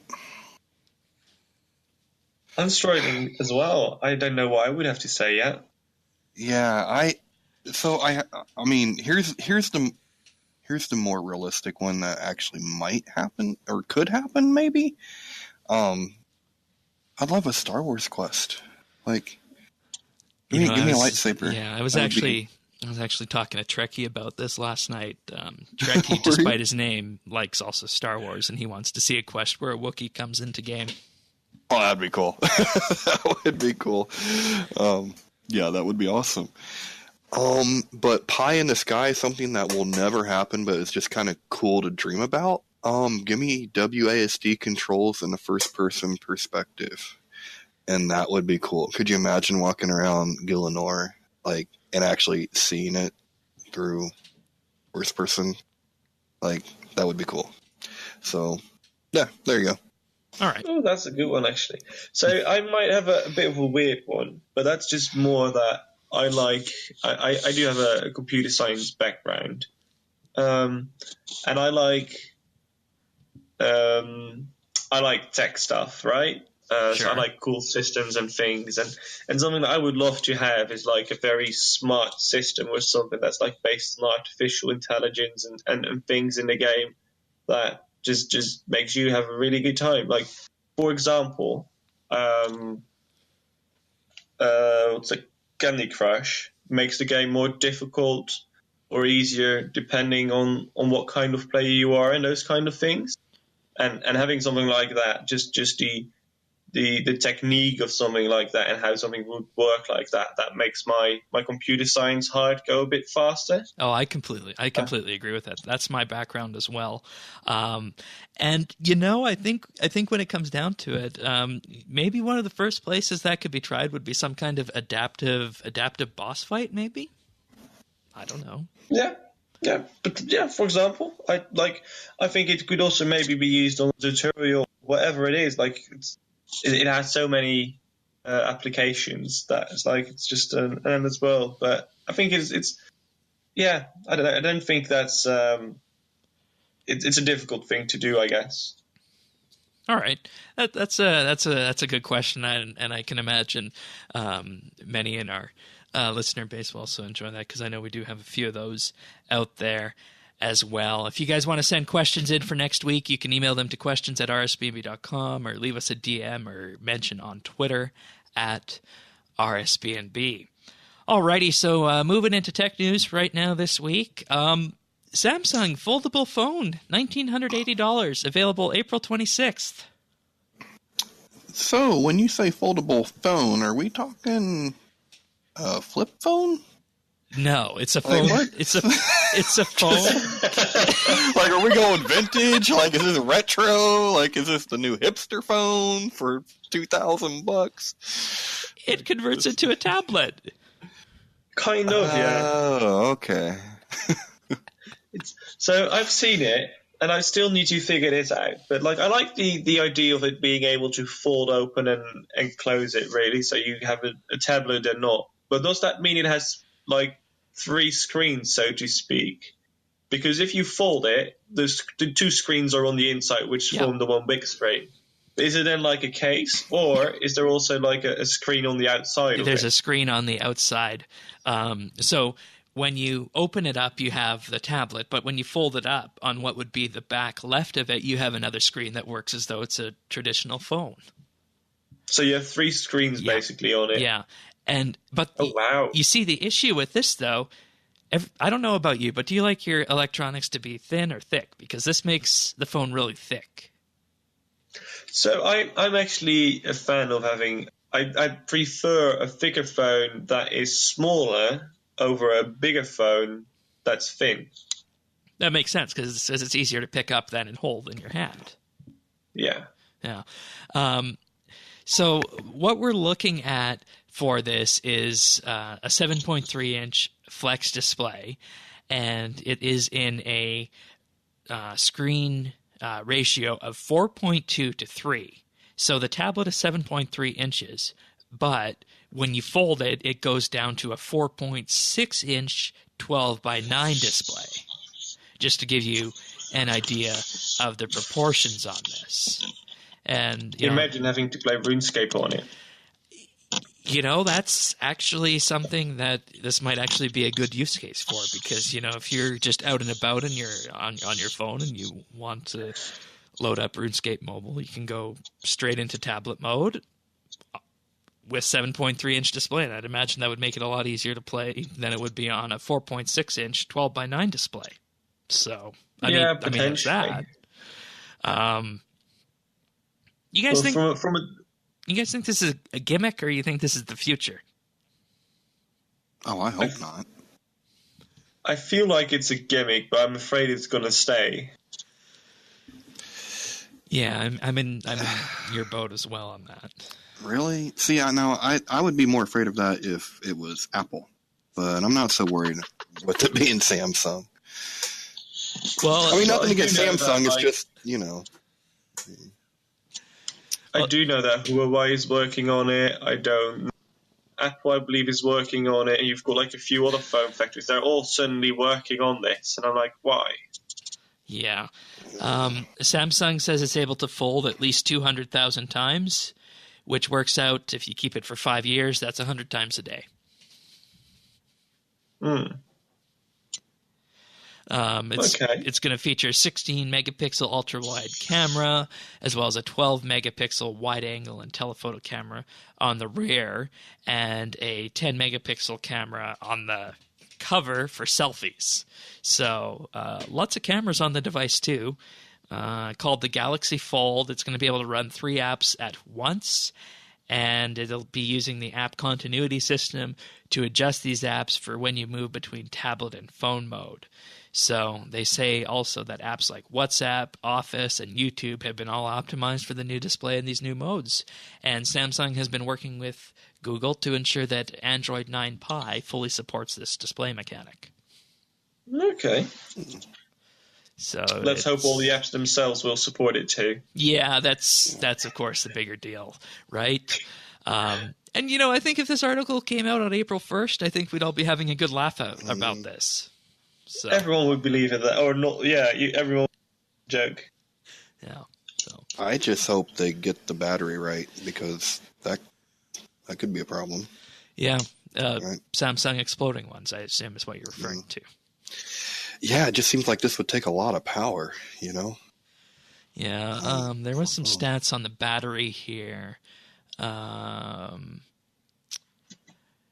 There's 2 batteries that are separated by the Fold, but produce a combined total of 4,380 milliamp hours. So jeez. Yeah, that's huge. That's tablet power. So I don't know. We'll have to wait and see what happens when this arrives. But $1,980 or 2,000 euros, and it'll be available in Europe on May 3rd. So I know we all scratched our heads when Apple brought out the huge, expensive flagship devices last year, but this is something else entirely. So this is even more. Yeah. I don't know. I personally don't like it, and like you guys, I hope it's just a fad. Fingers crossed. All right. Our next piece of tech news is a follow-up to something we talked about in 2018, and this was the Razer store. And the idea behind this was that Razer would be having its own game store that you would be able to purchase with either real money or Razer Silver. Though after less than a year, Razer has announced that they are closing their digital game store at the end of the month in terms of what they're saying as realignment plans, which is basically corporate speak for saying it didn't pan out exactly the way they anticipated. And, I mean, we said this at the beginning. How is this going to compete with Steam? Well, it wasn't. I mean, and especially now with the new competition coming from Epic and some other Discord. Yeah. So, it was probably destined to fail, which I think is what we even predicted, wasn't it? Yeah. Yeah. Having a game store is just incredibly difficult. Yeah, and I mean, Steam's got it, and I think the only thing keeping the Epic Game Store up at this point is Fortnite. So well, but they do have some. They offer some top-notch games for free, so I can't overlook that. Okay. I mean, I haven't had a look at that, so I'm not aware of the what Epic Store offers. is also getting a lot of. From what you see on the articles, is that there are quite a few games that are going to publish themselves in the Epic Game Store because of like the percentage Epic takes is much smaller than what Steam does. So it just directly translates to revenue for the games company, really, which seems to attract quite a few people. Yeah. I'm not counting Epic out, man. This could be Coke and Pepsi all over again. You never know. We could get it's possible. So what does that make Razer then?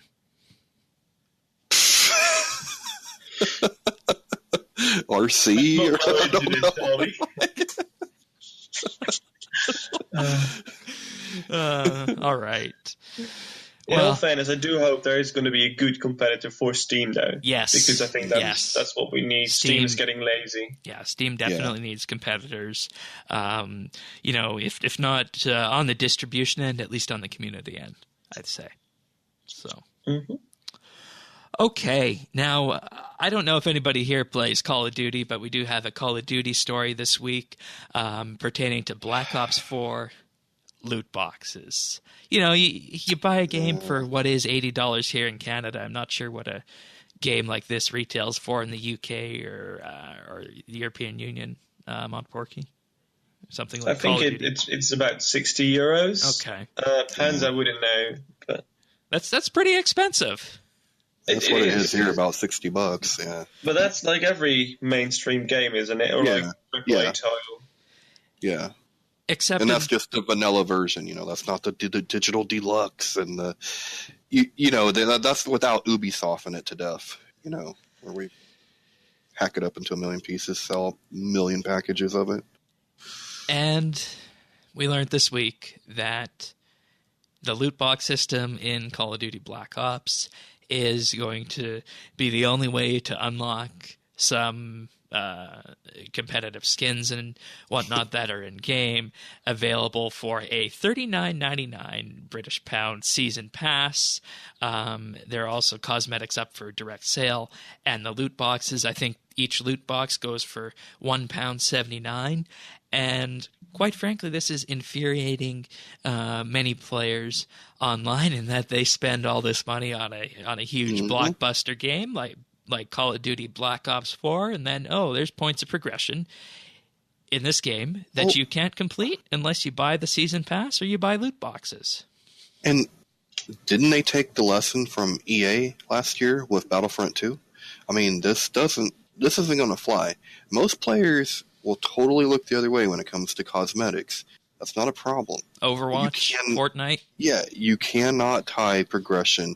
They're going to have an uproar on their hands. Yeah, and I think at the end of the day, it speaks a lot to the series, and I think what they're hoping is that everybody who buys the Call of Duty games probably buys each one in succession if they're huge fans of the series, so much so that they'll just buy it and accept it as is and carry on. But, the very fact there's a post on this and it doesn't seem like it's going this way, I think we're going to have a lot of discussions in the coming months about what this means and whether or not large games like Black Ops should be going down this path. So. Well, different countries in the EU already cracking down on this? Belgium. So why would you go in the complete opposite direction? I don't know. I guess they're just going to squeeze what pennies they can while they can. But it's unfortunate for the players. So I find it Go ahead. I'd like to read articles about monetization and everything. And, yes, it is getting, in Belgium, you need to display the odds of winning and everything now, kinds of things. But, what I found I read an article about it, which I found very interesting, which kind of touches this a little bit. It's loot boxes. Well, if you look at what they are very similar to when we were kids, when we were buying packs of Pokemon cards, or when we were buying that's it, exactly. Cards. It is exactly the same. You don't know what you're gonna get, and it might be good, it might be bad, and that's also allowed, and that's something that we as kids enjoyed a lot. So why do we suddenly have to ban it in games but not in real life? Or should we ban those two, or should we allow both? I think there's a bit of a measurement. We should view both of these cases equal and not allow one and not the other, or the other way around. Yeah, and I completely agree with that too. In some ways, I also think it's because it's easier to purchase a virtual good than it is to purchase a physical good.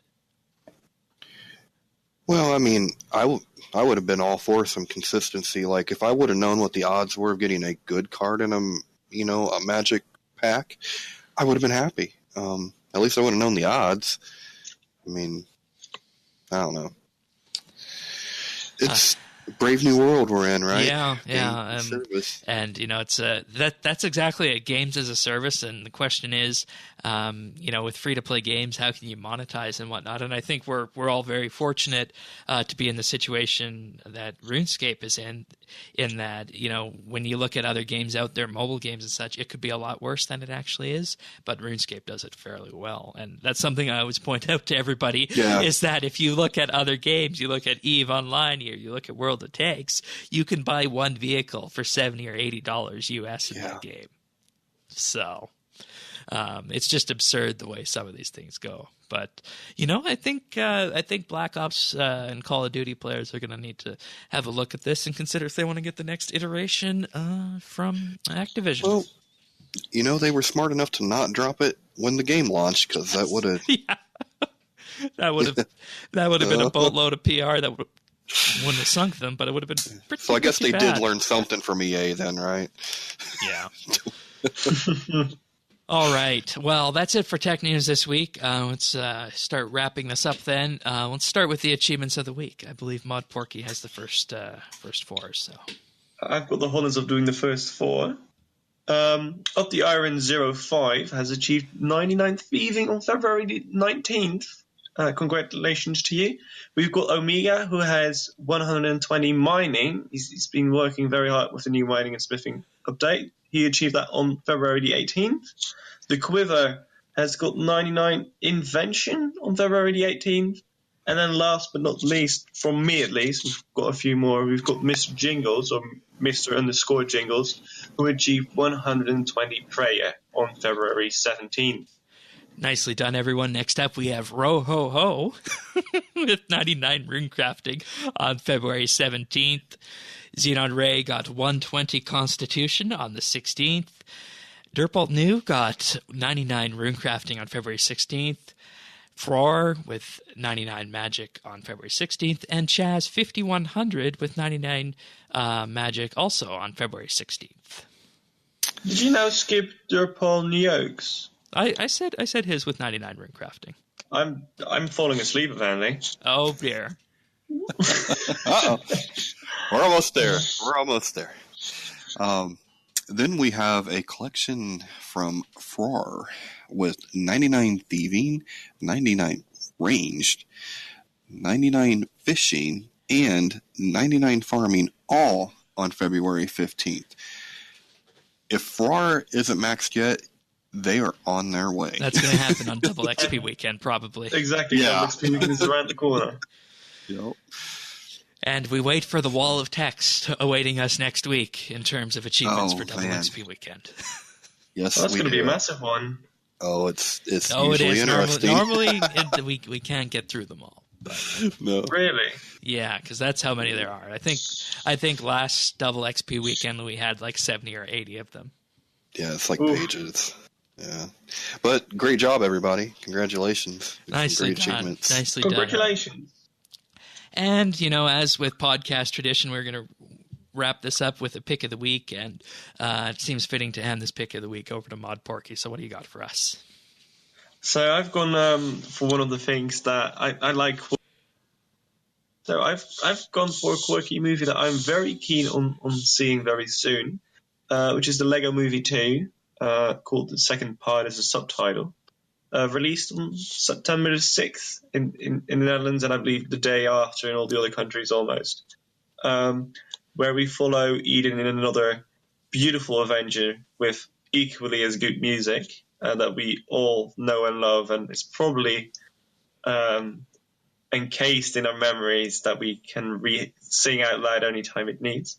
And just to read out the intro, the thing they write, it's been 5 years since everything was awesome.